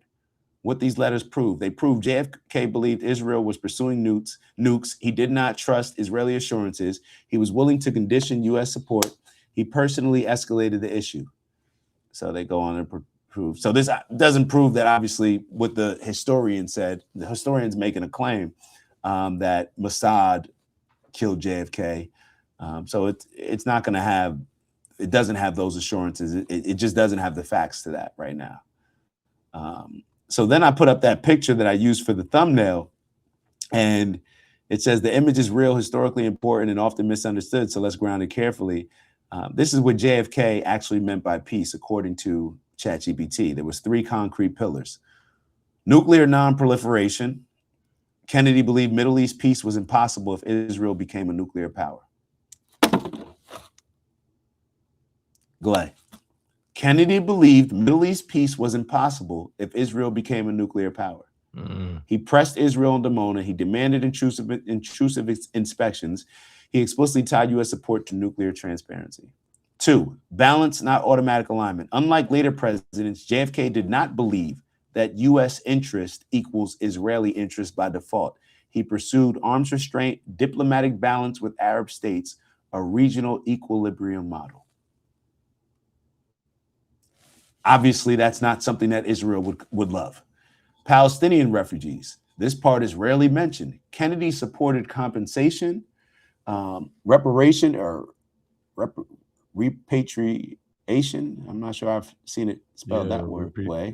Repatriation. I'm assuming that that's similar to reparations, but repatriation discussions. Actually, let me look into that. Let me see what actually repatriation. I've never seen that word. Repatriation. Don't act like y'all have seen it in the chat. Yeah. The repatriation. I'm glad that I looked it up. So this is the right to return home. Oh, so JFK believed, so that's the Patriot Act. So not reparations, not to repair, but to us niggas. Yeah. US education, bro. Hey, we over here looking. Hey. And then we over here looking for reparations. It's cool. It's cool to acknowledge it, but you got to look up these words. That's why it's important to look up these damn words. But so repatriation discussion. So this is the right to return home. So a lot of Palestinians with the Israel-Arab war, they had to leave because it became a war ground. So therefore, those people that left, they never got you're still supposed to be able to go get your home. Like you still own your home. Just because your country lost the war, you don't lose your home. So they never allowed these people to come back home. Mm-hmm. So here, JFK was pushing for them to have reparations, compensation, repatriation discussions, the right to return home, and UN-led refugee solutions. And when it came to UN-led refugee solutions, that's an interesting one. That alone put him at odds with Israeli leadership at the time. So after JFK's assassination, Middle East peace framing disappears, nuclear pressure on Israel ends, U.S. policy shifts towards unconditional alignment, Palestinian refugee discussions are sidelined, nuclear ambiguity becomes untouchable. Why didn't we learn about this? So he was the last real one. Why didn't we learn about this? The last real one, bro. Forget all this MAGA stuff that you hear about with Trump. Nah, if JFK was MAGA. Yeah, he was the original. He was MAGA. He was America first, but he also was human first. That's what it seemed like. Yeah, just like a good person. And was he Republican? Like the most Christ-like president that we've ever had. I think JFK was a Democrat. Democrat, okay. I believe somebody will write in the chat. I think JFK was a Democrat. Their whole family was Democrats. Their whole family still is, besides RFK Jr. That's why they were so mad at RFK Jr. for stepping out. And who was he going? Who was the Republican at the time that he was going against to win? I don't know. Oh, Let's okay. actually look it up. Who did JFK beat? Who did JFK beat? Yeah, man, that family, they've been through it. You know, his brother died. RFK's pops. He defeated Richard Nixon. Okay. Oh, that's actually interesting. It's funny. All of this stuff connects. I will admit one thing that YouTube and all these social media platforms do. They do a very good job of like connecting you with different videos during the algorithm. Because as I was looking up all this stuff, I kept coming across Richard Nixon videos. This is one of the videos that came up just yesterday. I had this. I didn't even realize that JFK beat Richard Nixon. Mm-hmm. For some reason, I feel, yeah. Dang, Richard Nixon that was a while ago. 63. Okay. Wow. You want to hear the difference between? It's funny. I'm wondering why. Well, you asked that to see what their perspective was. Whoever he beat. Yeah, that'd be cool. That'd be dope. Yeah. All right. Let's take a look at this. So this is him discussing why America supports Israel. You make the observation in your book, and you say that you have said it many times when you were president of the United States, that no president is ever going to desert Israel, right? Correct. I put it more bluntly. I said, as I told congressional leaders during the 1973 Yom Kippur War, no American president will let Israel go down the tube. All right. Democrat or Republican, it's not an issue. That is stated fairly categorically, and yet in your book you make it clear at the same time that Israel really is not of any enormous strategic value to the United States anymore. That's correct. So why then would the United States continue to burden itself with huge loans, in some cases outright grants, to the Israelis, jeopardize possibly young American fighting men, when there is no strategic value involved, or little strategic Because the value? United States is concerned by more than strategic values. That's maybe a weakness, but it's the way we are. And there are moral issues involved here. We don't have an alliance with Israel, as you know. They're not an ally of the United States in the technical sense. But we have a bond to Israel that's much stronger. It's a moral commitment. A moral commitment because of what happened during the Holocaust, and a moral commitment because it is a democracy, the only democracy in that area. So we have a moral commitment to Israel to support them in having their own country, even though we didn't commit the atrocities of the Holocaust to them.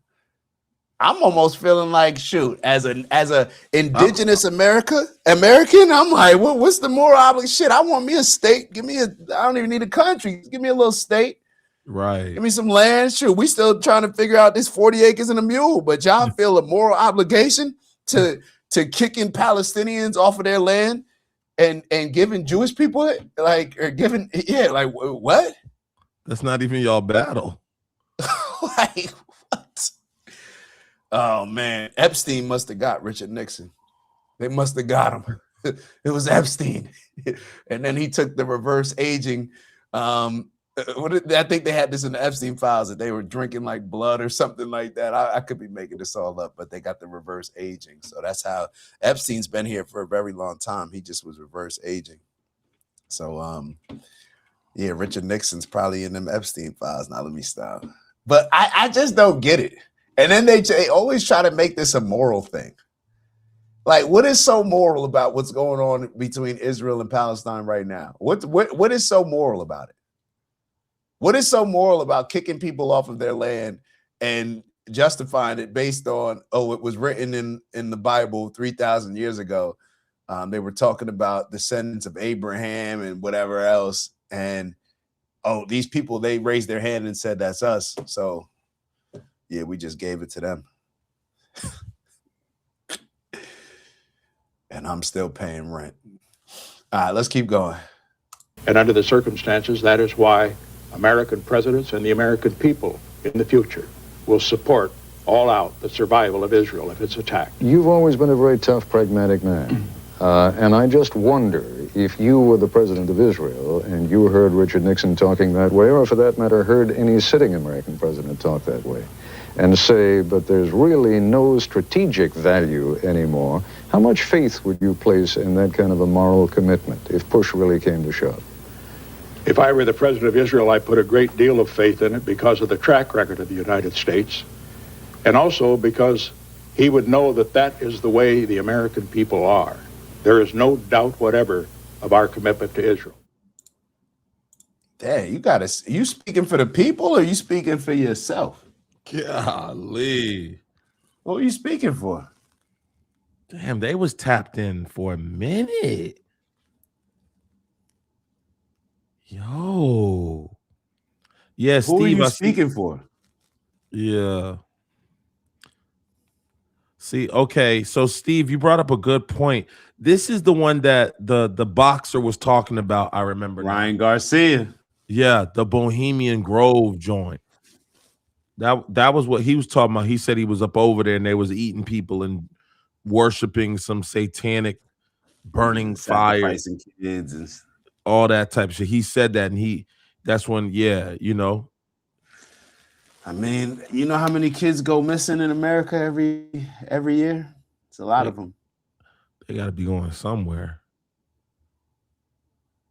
We double tapping ships because of fentanyl. Y'all double tapping them buses and them semis with them kids in it. Ugh, I can't. We gotta tighten up. Nasty work, man. Because sooner or later, this stuff is gonna come back to America. When somebody sooner or later, they dropped 2 planes off at 9/11, right?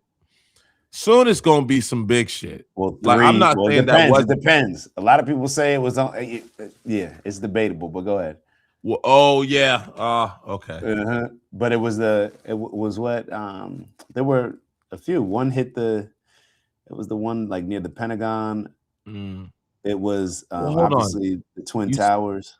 You said, hold on. When you said it's dependable, what's dependable? Like the planes weren't a thing? Well, a lot of people say that they were explosives. There were explosives in the building, and that those went off because, like, out of nowhere, you just saw like the second tower fall. And like, there's even some news stories where they said like the second tower collapsed before it actually collapsed. Bro, this stuff is wild. Like it's a lot, man. It's a lot. A lot. The plane never hit the building. Well, they're saying that even though some of the planes, one plane we saw hit a building. Okay, but that was legit. Yeah, there's another conspiracy that there were already like explosives in the building. So even if the plane didn't do significant damage, like the plane was just to, all right, we're gonna hit the building, but then we got to make sure we explode all, like blow this the rest of this stuff up. I mean, it's not far fetched. I mean, if you planned on hitting a building to destroy, like kill people, then yeah, you may plant explosives in the building too. I mean, I don't understand why that's such a huge conspiracy, but everything about 9/11 just doesn't make sense to me. Did the person, but didn't Osama say he did that? That's what they say. Did you? I didn't hear him say it. I saw a letter. Oh, he never said he did that? It was a letter.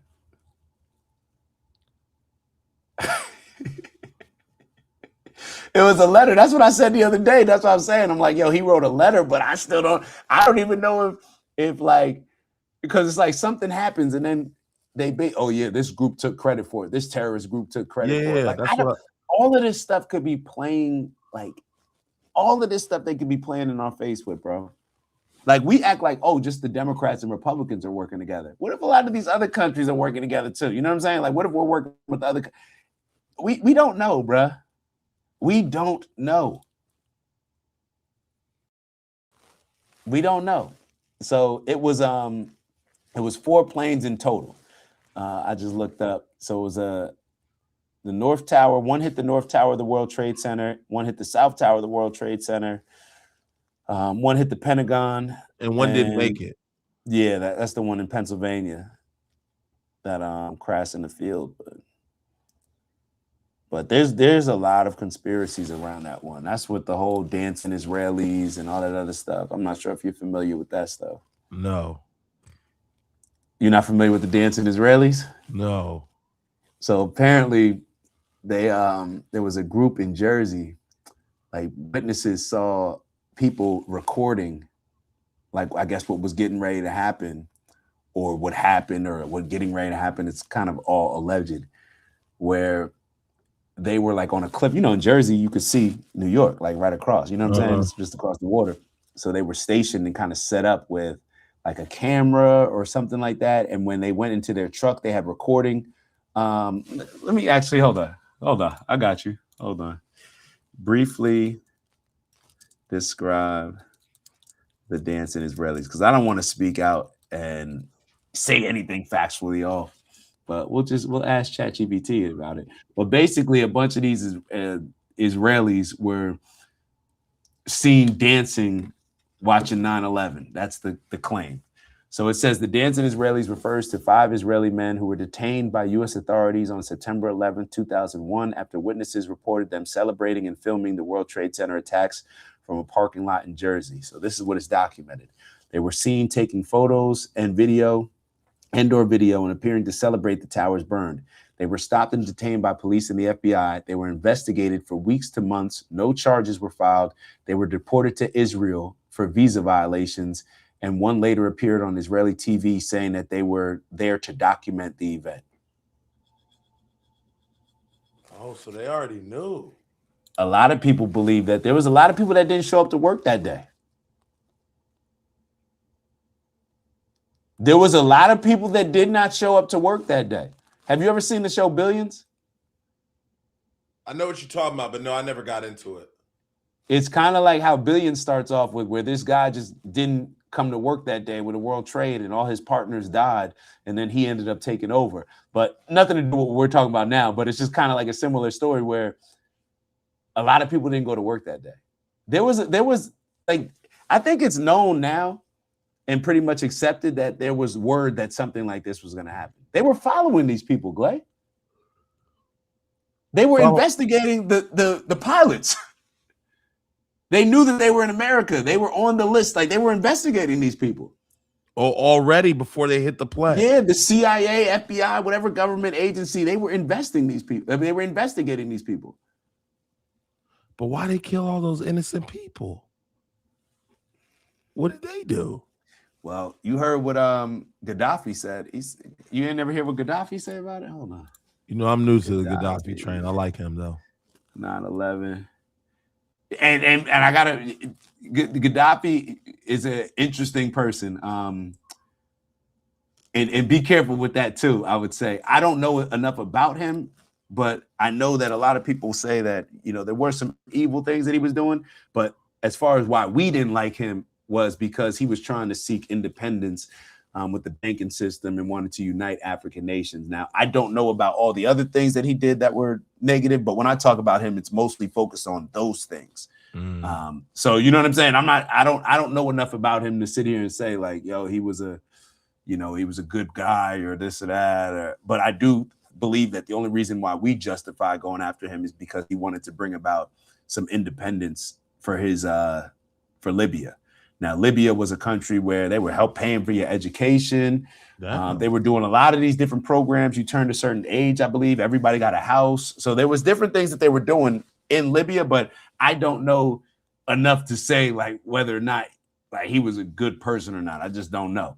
Based on everything that I'm seeing, like I look at it from a way where it's like they're trying to paint him in such a negative light because they don't want us to do due diligence and dive into, well, how was he so bad? But then he was doing all these things like, that it seems to be pretty good for his country. So yeah, that's another one to dive into. But let me play this clip for you real quick.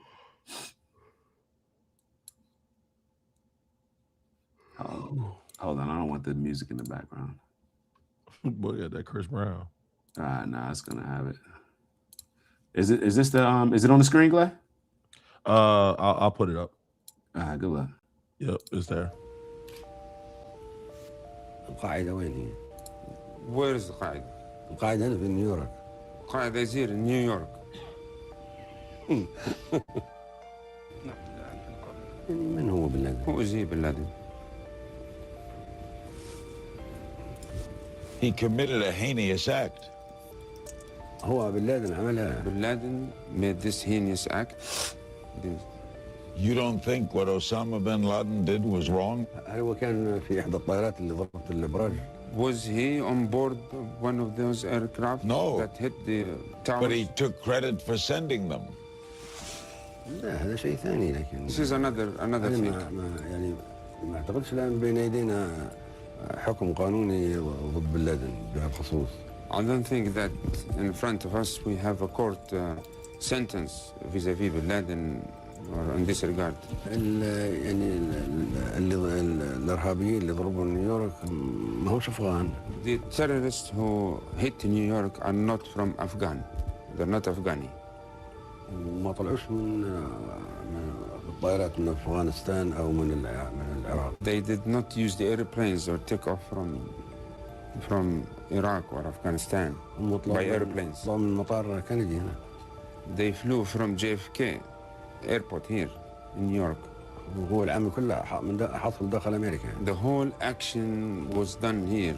وتدربوا هنا في أمريكا. They were trained here. لم يتدربوا في العراق ولم يتدربوا في أفغانستان. They did not train or they were not trained in Iraq or in Afghan. Oh, okay. We'll be right back. So we saw that clip before. We just don't know, bro. We just don't know. Like this, and this is another thing that Charlie Kirk was questioning when it came to, was there a stand down order? Why he said that I've been in Israel plenty of times. There's no way that you could have that type of attack and people not and the military not respond ASAP. But it took hours for whatever reason. So a lot of this stuff is calculated, bro. A lot of this stuff is calculated. You look at even what's the order that I forget what's the order where the Hannibal Directive, where allegedly Israelis, I think it's the Hannibal Directive, where allegedly Israelis will they'll like if they think that another group is getting ready to take an Israeli as a hostage, they'll kill the Israeli. So therefore they don't have the value of having them as a hostage. Like they can't leverage them. Oh yeah. So that's what a lot of people have said. Like Myron talks about that a lot as far as like, 1,200 people may have died on October 7th, but people like Myron believe that Israel actually killed some of those people as well with the Hannibal Directive. So shall we breathe? So what the fuck I'm supposed to believe? I can't. Y'all tell me the none, book. none of what you hear, half of what you see. Isn't that what they say? None of what you hear, half of what you see. Bro, you ain't. Matter of fact, maybe the thing is to not believe at all. Yeah, just because believe. all believe is that you just don't know. So maybe you just content with. Not knowing. Like, oh, I don't know. I think if we had more people acknowledge that they just don't know, rather than believers. And I'm not talking about religion. I'm talking about believing in all of these global issues and everything like that. If we had more people just say, hey, I don't know, rather than I believe, and stand strong. People stand stronger on the things that they believe rather than the things that they know, because they still feel internally they got to prove them. So people will go super hard for things that they believe, and you don't even know. Why they need to go believe in their goddamn selves. That's I think you just summed it up correctly. Believe in humanity, bro. Believe in yourself, believe in humanity, believe in principles, believe in morals. Believe in integrity, and let that guide your, how you then perceive the things that you're learning. Mm-hmm. That would be my recommendation. What are some good? I don't know much about Malcolm X and Garvey. What are some like movies I could watch to learn about? You should watch Malcolm X. I'm not sure if there's a. Is that the one with Denzel? Garvey. Yeah, go check that out, bro. Oh, okay. And then there's nothing on Garvey. I don't even know who Garvey is. Garvey, I've just seen different documentaries. Like Umar talks about him a lot. Umar, always hear him talk about him. Yeah, because that's allegedly allegedly. You gotta always say that. He claims that he's related to him. Okay. He claims that he's related to him. So what are some good docs? Well, yeah, I asked ChatGPT about Marcus Garvey. Marcus Garvey, they had to get him out of here too. They deported him. Where's he live? Or they deported him to Jamaica. Oh. Yeah, he's not around anymore. But when did Marcus Garvey pass away? He ain't got no social media? Bro, he How do you get somebody out of here? Why they just can't hop on the internet? Nah, I'm saying he's dead. Oh, okay. Damn, yeah. I thought they just displaced him. Nah. Well, they deported him first and then dropped him. I don't even know how he died. He died young. He died years ago, like a long time ago. Hold on, let me look. Yeah, he actually died in England at 52. He died in 1940. And he was on the black activist. Yeah, he was a Pan-Africanist. So he believed in everybody kind of uniting and I believe returning to Africa. Oh, okay.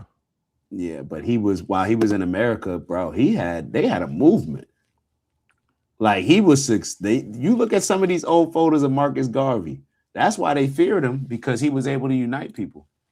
Yeah, I don't even like he was the most successful out of, like, when it comes to Malcolm X and all them, Marcus Garvey was the most successful in my opinion. I don't even think it's close. Like, I don't think it's close.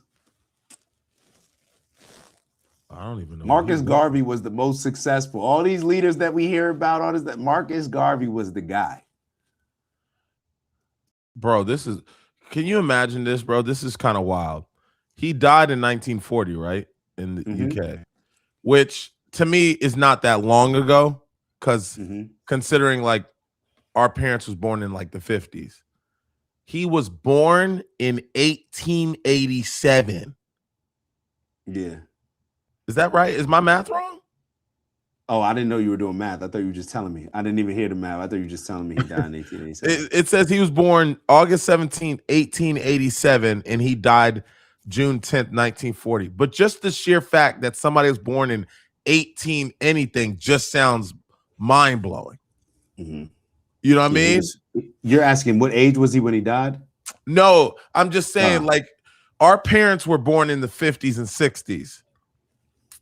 So if you talk about where their parents, if you go back, Marcus Garvey was born in 1887. Nigga, that sounds like 3,000 years ago. It does, especially when we're young and we hear about the 1800s and 1900s. Yes, it sounds like that shit. Bro, like, y'all closer to dinosaurs than y'all are to us. So when you That's hear, how we look at it. Yeah, so he was born. Marcus Garvey died in 1940, which we can relate to. We're like, oh, that's not that crazy long ago. He was born in 1887. Yeah, nigga, that's he was wild. born 100 years earlier than me, bro. He was born 100 years earlier than me. That sounds crazy. And if you think about that, if he was just born 100 years ago, 1887, but think about like a lot of revolutions, a lot of wars, early 1800s. Nigga, America is a child. The country is a child. It's an adolescent. There's so much chaos because we just put this shit together yesterday. If you're telling me 2 generations you can go back and we're damn near in prehistoric dinosaur eras, it feels like it's not confusing to why there's just so much insanity and all this wild shit, because America was literally just built yesterday, if you think about it in retrospect. Bro, my grandparents were sharecroppers. My aunts and uncles were sharecroppers. Like, literally, you know, my dad's the youngest, and my dad was born in the late 40s. So, I believe. Wait. He's going to text me.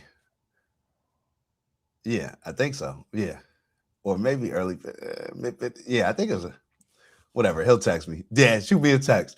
Well, matter of fact, it don't matter. But my point is that he was the youngest of 9. So he was the only one born not on the plantation, bro. So all of his brothers and sisters, they worked on. My grandparents were sharecroppers. When you say sharecroppers, is that not? I guess you got to explain to me what that is. Is it just? Isn't it the person that owns the plantation? It's the video that you showed yesterday, or the video that you showed 2 days ago. The one that you wanted, where the slaves said, "Oh yeah, now we're free," and then they had to turn in their keys, their homes. Oh yeah, the Indian, like the tribal black Indian. Yeah. Remember when he said, "So now the rent? Oh, you don't have a place to live. Oh, well, you could rent this out, and we'll pay you the exact amount." So that was showing sharecropping. Because sharecropping was, we'll give you, okay, now you can have a place to stay here. You can work these crops, but we'll give you a little piece that you could work for yourself too, that you could, do whatever you want with the profits as well. Oh shit. Okay, so it's like when slavery became illegal, that transition, you could still choose to pick cotton, but you got something from it, and that's what sharecropping was. Yeah, it was. They just gave you a piece of it to go, all right, bro, you could sell some of this weed on your own. You sell weed for me, but you could sell some of this stuff. You can make a little money on your own if you want. Like that type of energy. That's my understanding, but who knows? Well, just another form of slavery. I guess. When was slavery abolished again? It's 150. We just had the 150-year anniversary, I think. So what was that? 18? I ain't gonna throw out no name. That was 1833. Glad you got it. Throwing out all this stuff, trying to test knowledge. No, I looked it up. 1883. Yeah, you said 1830. You didn't say 1883 the first time. I thought I said 1883. Yeah, but it was abolished. But then it was like, when was Lincoln? Like, when did he declare it? And then when did it actually happen? That's like a popular story in Texas. When I forget the story, where the Texas folk, they came and found out. That's like, I think there's 2 separate dates of when it gets recognized and when it was declared, I think. But what date did it say for? What date did Jared say? 1883, 83. Yeah. The British Empire did it 1833. That's what I thought I heard you say first. Oh, I'm looking at it now. So the Emancipation Proclamation was in 1863, but it actually went into effect. It says slavery was formally abolished in 1865. What date did you have? I got 1883. What does it say about 1883? Let me pull it back up. Yeah. It said it was a slavery abolition act in 18 was a landmark. Are you sure it's 1833? Not 1833 that you're not talking about with the British? Oh yeah, it says 33. All right, that's what I thought. That's what I was saying. I was like, I thought you said 1833 the first time. All right, I did hear you right. Yeah, so that was the British. They outlawed it before America. Oh, and then 1863 is emancipation. Right, but it didn't go into, I guess, full effect. You got to win the war. You know what I'm saying? You could say there ain't no slavery, but I guess you had to win and then put it in the amendment. Nigga, this shit. It's young, bro. It's young. Matter of fact, America, I didn't realize that France did it before America too. France abolished 1848. America was last. No, Brazil, 1888. Damn, them niggas was doing that shit like yesterday. I mean, look at what we just talked about with King Leopold in the Congo. Hold on, I don't think I was here for that. People. Oh shoot, man, you got to take a look at that, bro. Oh my God, what's it bro? called? This man had a whole country on lock.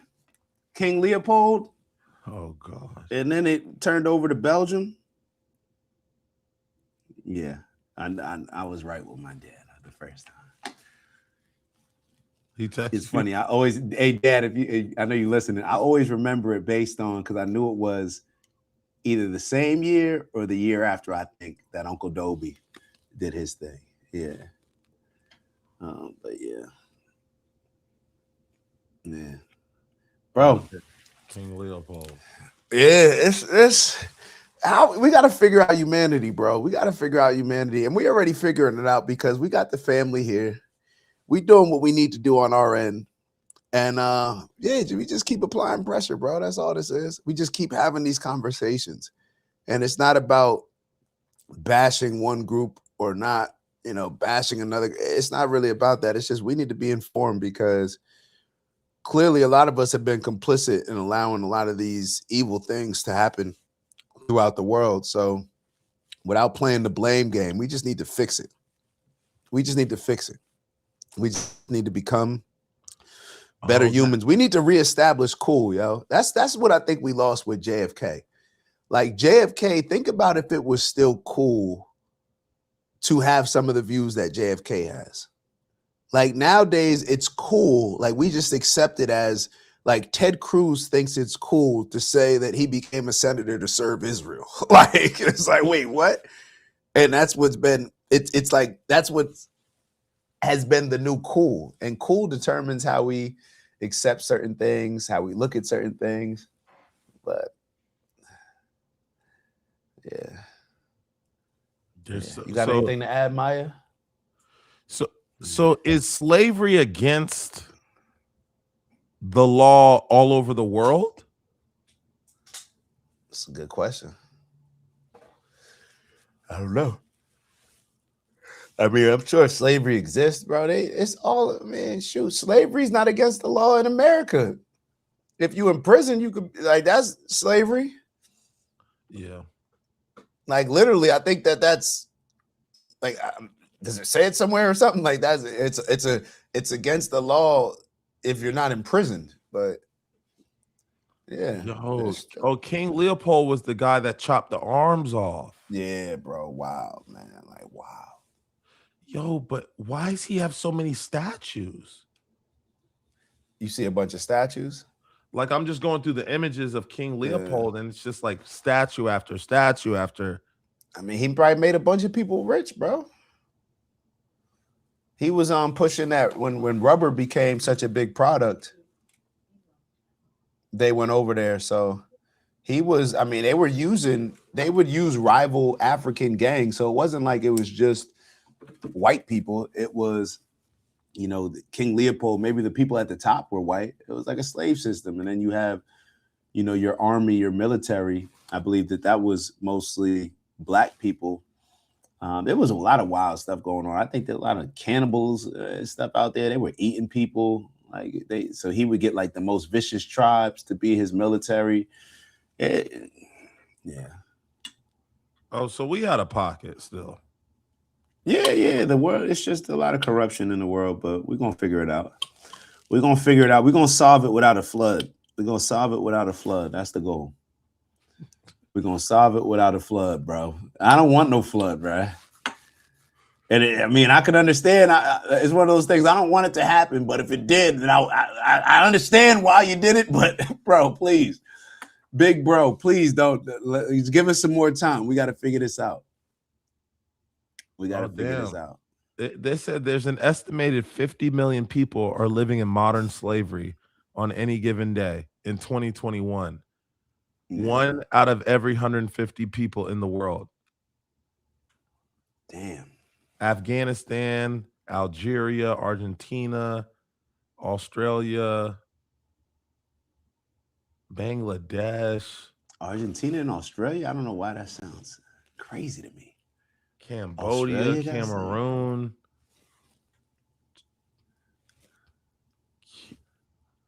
Damn. So we wildin'. Okay. So we wildin'. I thought y'all niggas tighten y'all shit the fuck up. Y'all ain't learned shit. Y'all ain't done. Y'all ain't learned shit. Y'all just got iPhones and fucking Facebook now. But y'all niggas still young and turned.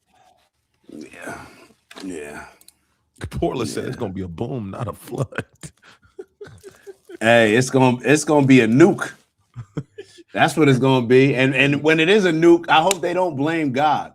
Don't blame God for doing some dumb stuff. Shit. Y'all did that shit before, and I don't like that energy. Yeah. Oh, and my dad actually brought up a great point. He wanted to correct. Like, even though they said that with the amendment, what did they say? With the 13th Amendment, that it was ratified on December 6th, that obviously people, in America, black people, a lot of people celebrate Juneteenth. That was when the slaves were actually made aware of it. And I think that was, I'm going to guess, I think it was in Galveston. Wasn't it in Galveston, Texas?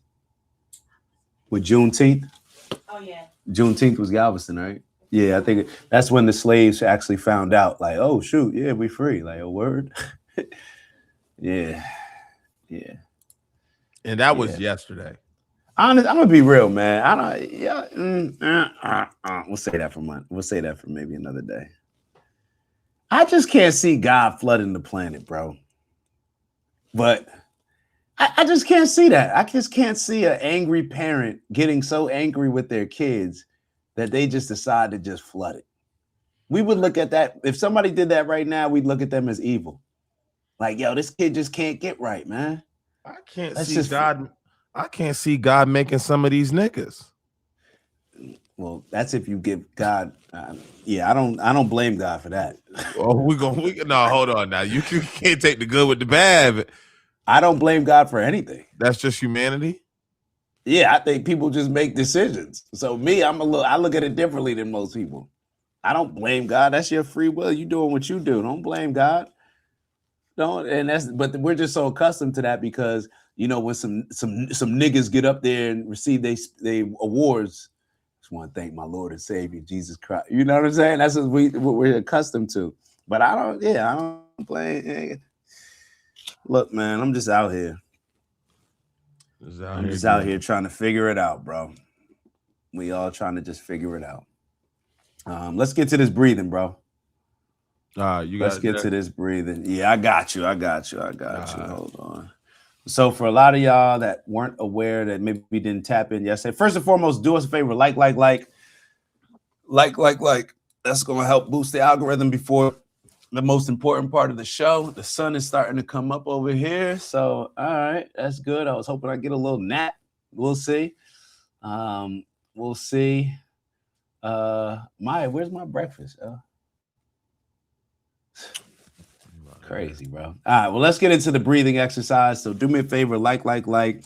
As with every breathing exercise, we're very intentional with the inhale, making sure that we're focusing on inhaling positive energy. And on the exhale, we're focusing on getting rid of all that limiting energy, anything holding us back, anything. So that's what we want to make sure that we're focused on. So we're going to have, where is it at? It should be up on this. Where did I just pulled it up somewhere. Hold on. I had it on the screen somewhere. Let me find it. All right. So we're going to share this. Man, shout out to Ye. Shout out to Ye? Yeah. Who? Kanye? Yeah. What happened? I seen a bunch of, I don't know why I got my screen off. Seen a couple clips yesterday, man. Just, he was trying to drop some gems for people, but niggas weren't picking it up. I mean, was he picking it up? Man, that compromised ass, man. I don't want to hear about Ye, bro. After he took that knee, you off him. I don't want to hear about Ye, bro.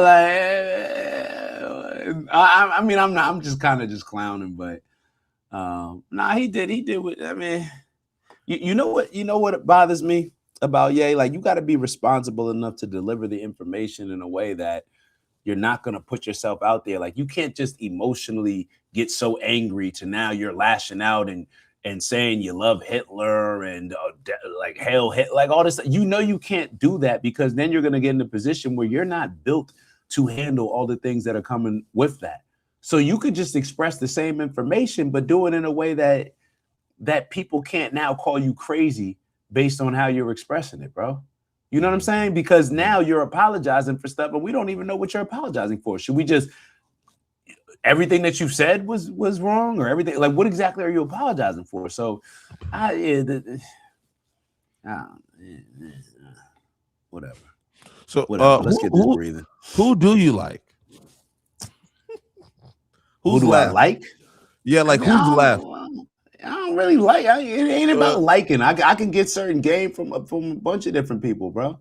And I'm not overly critical of Ye, because Ye, okay, let's say Ye contradicted himself. Well, shoot, I see certain things in the Bible that contradict it. So, you know what I'm saying? So doesn't mean that I'm just gonna throw it all out, but it's just, I think we need to stop liking people and just figuring out what principles, you know what I'm saying, what morals. Now, of course, it makes sense to aspire to be like certain people, but that's why I like Malcolm, bro, because he was just so disciplined in just living out what he actually was saying. You could be wrong, you could be right, but when people are saying one thing and living a different way, I think that that's very misleading. You know what I'm saying? So I like people that are speaking on what they stand on. I like certain people that, if you're standing on, let's say certain people out here that are standing on, even with some pro-Israel stuff or against Palestine, I prefer that. Like my homeboy, I told you, my homeboy went over there and fought.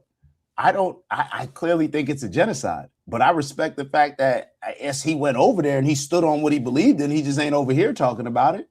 You know what I'm saying? I respect that aspect of it. I hate what you're standing for, what you're fighting for, but I mean, yeah, I guess in that little regard, I respect it, I guess. I don't know, but it does make me look at you different, you know, what type of person you are. But I also understand that we can get caught up in these things. Like, I think that has to be the case, even with a lot of people like my homeboy who went to fight with Israel. I've been caught up in certain things and had a certain mindset where maybe if there was a cause that somebody said, hey, we got to fight for this cause, maybe I would have went out there and fought for the cause, thinking that it was the righteous cause to fight for.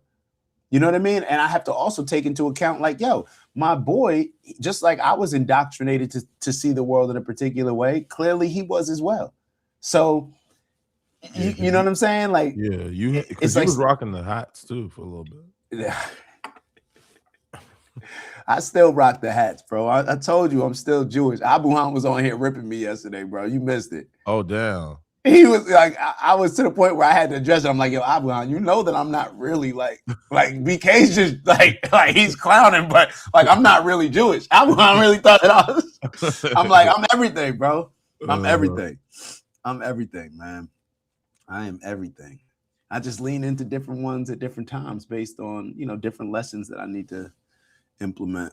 But yeah. So is that the OGs? The OGs are the people that can keep leaning around, like you can lean on different things at different times. Guess who calling me? Grimes. Shut up. Grimes calling me. Hold up. Let me for all y'all. Hey, Grimes, you on this live show with BK? Perfect. You out here? Nah, I was wondering if you was going out the Damn, I'm out. I just got out here. Hold on, let me call you right back after the show. My bad. Okay, I'm getting out there Saturday. Say no more, bro. I'm gonna see you. Yeah. I'm gonna hit you right back. Yo, that's our brother right there. That's why we had to pick up. Just had to show. I knew BK would get amped, man. Grimes, tell that man, show him sense, man. That's one of the real ones. And when I talked to him about, that's actually the last good, like real deep combo that I had with Ye. when I was out here with Grimes last year, bro. Grimes, you said with Ye? No, with about Ye. My fault. Oh, I never had a combo with Ye. Okay, Not yet. Not Okay. yet. He could. He. I think Ye could benefit from not a combo with me, but I think Ye could benefit from being in this community. And you know what I mean. But yeah, we gotta show everybody grace, but also just stand on certain things when it's time to stand on it. So yeah. I still think I didn't even see this comment. Hold up. I still think you're Jewish low key, but it don't mean I don't got love for you, Dak. Maya, oh man. They're not falling for the man. They're not falling for the okie doke. Yo, if y'all ever, hey. Just know when he make come up, the bag right, you know what I'm saying? It's the cream. Huh? As soon as the cream hit. That's anti-Semitic by me saying if the bag's right? Yeah, that's that LeBron shit. By saying they got money. Well, then I guess, hey, if the shoe fits, but they are successful, let the stats speak for themselves. I know Bron got in trouble for that. I don't care. It's still true. They still got money. They're still successful. Shoot, and they leveraging it. They said it themselves. Miriam Adelson up there. Yeah. LeBron had to write a written apology. God, yeah, I don't know. LeBron Jewish, bro. LeBron he's very Zionist. I don't know if he's Jewish, but he's definitely a Zionist. I could see him running around with a yarmulke on. Yeah. Yeah. Like he looked like, or he gonna be the type. Nah, he's not gonna run around with the yarmulke. What I'm realizing that there's a lot of Jewish people or a lot of Zionists that don't wear the hat because it's more effective. It's like, no, you wear what you need to wear to appeal to your community. So that way, it's not coming from us.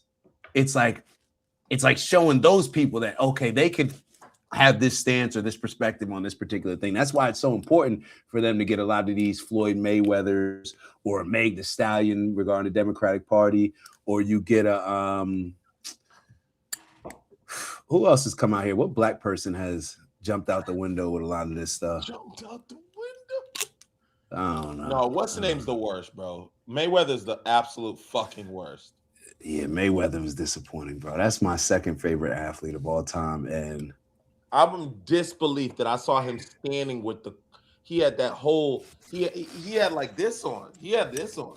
Bro, this man, I saw him in a recent video with Terrence Crawford at the gym. He had all the stars on his hat for the star day. I'm just like, bro, are you doing this? Like, and then you see that lawsuit came out. You know, he just sued for $340 million. Who? Showtime, his old business partners. And you know, a lot of people were saying that he going broke. They said that he was stuck out in Dubai. You ain't hear about this? Javante Davis called him out. I'm not ever believing Mayweather's broke, bro. There's no way. Why? Isn't he one of the highest paid ever? What does that mean? You make more money, you spend more money. He blew that Plenty shit of that rich bad? people go broke.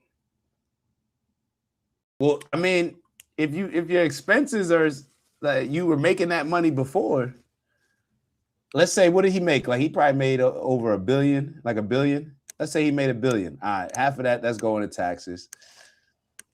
500 mil, I could spend that easy. And you know what I'm saying? You get some, you know how Floyd always talk about, I made some smart investments. And apparently if he's suing for $350 million, then clearly he ain't make what I don't know. I don't want to look at that man's pockets, but I'm just saying it seems like what he's doing is driven by being an opportunist based on his situation rather than anything else. Because I don't know why else he would conduct himself in this manner. I don't know why he would subject himself to this humiliation ritual that I'm seeing. Yeah, with this fucking with the rug on. With the rug on. With the flag. Oh, it was a flag? I think he had like a special like flag on, or he may have had like some type of Israeli attire on or something, but I think it was something like with a flag. But Glay, I gotta get out of here, bro. Oh, okay. All right, I'll see y'all later. Glay trying to keep Jay trying to Hold on, let me. Oh, Michelle wrote, I was married to one that thought he owned me. Hold up, what? Hold up, what? I missed that. We gotta hold up, Michelle. What are we talking? And I'm not laughing. Hold on. Oh, Reset. See, I'm out of here. Reset. Michelle, what happened? I hope everything. I'm glad that you're out of that situation. Let's hold on. Let's get into this breathing. Let's get into this breathing. Y'all getting wild. Yeah, so I'm gonna start the video. We're gonna start on an inhale, and we're gonna focus on all the positive things that we're gonna focus on. All right, we're gonna focus on all the positive things we're gonna focus on. We're gonna focus on all the positive, limitless. Positive. Huh?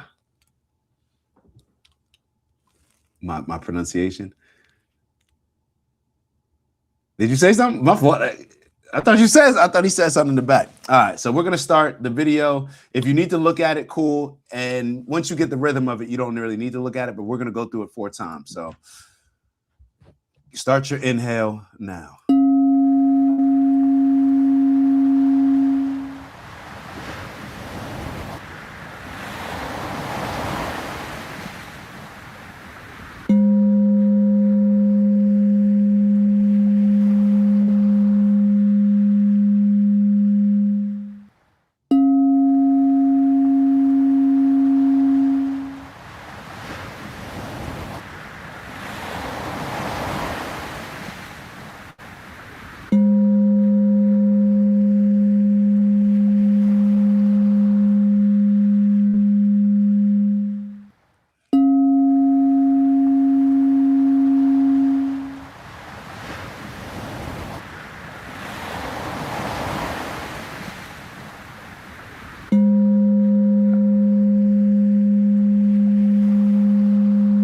Ready to do our last inhale. Focus on inhaling positive energy. Hold it, and we're getting ready to release the last bit of that negative energy. Let it out.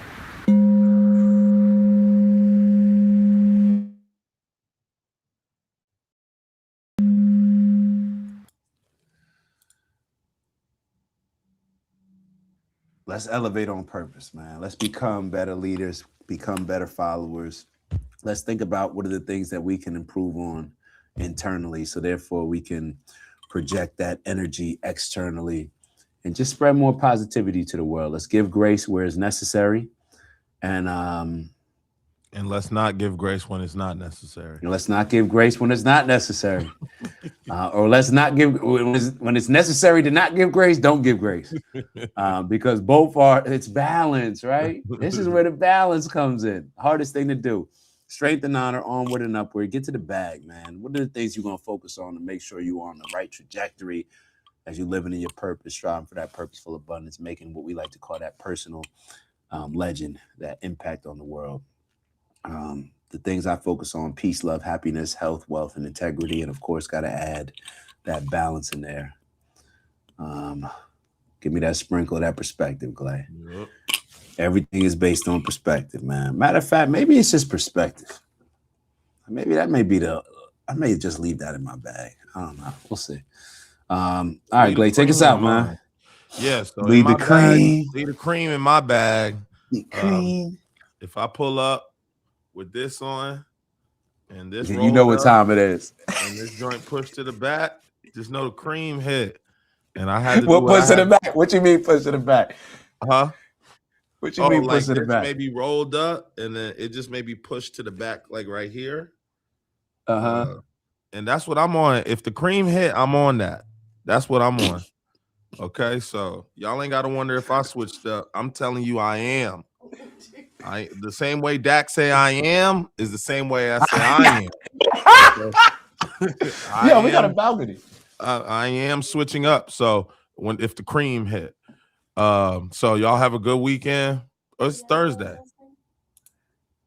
It's Thursday. It's Thursday. Yeah. So tomorrow, and you. So you won't see Glay tomorrow. Glay work. I won't be on. Got to work. Yeah. So we'll see you on. I'll be on late. All right.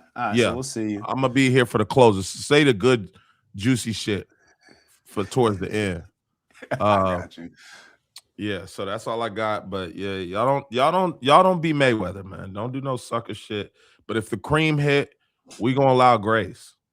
We're gonna allow grace. I allow the grace. It's just business, right? It's just business. Shout out to Big Bro Steve. It is easier to build strong children than to repair broken men. Frederick Douglass, legendary quote. It all begins and ends with our families. Gotta own it. Love that. Big Bro Finn. Remember, upon the conduct of each depends the fate of all. Alexander the Great. Upon the conduct of each depends the fate of all. Whew, that's a heavy one. That's a heavy one. All right. Chain is only as strong as its weakest link, man. Appreciate y'all. Mama Lay said, have an outstanding day, all, man. See you, Paula. See ya, Paula. Have a great one, Paula. Have a great one, Michelle. Phyllis, have a great one. Everybody, the whole family, and we shall see y'all tomorrow at 8 a.m. y'all time. Damn, I gotta do another 5 a.m. You up at 5? Bro, it's 7:30 here. Man, it's almost 11 here. Yeah. All right. Y'all enjoy. Man, you don't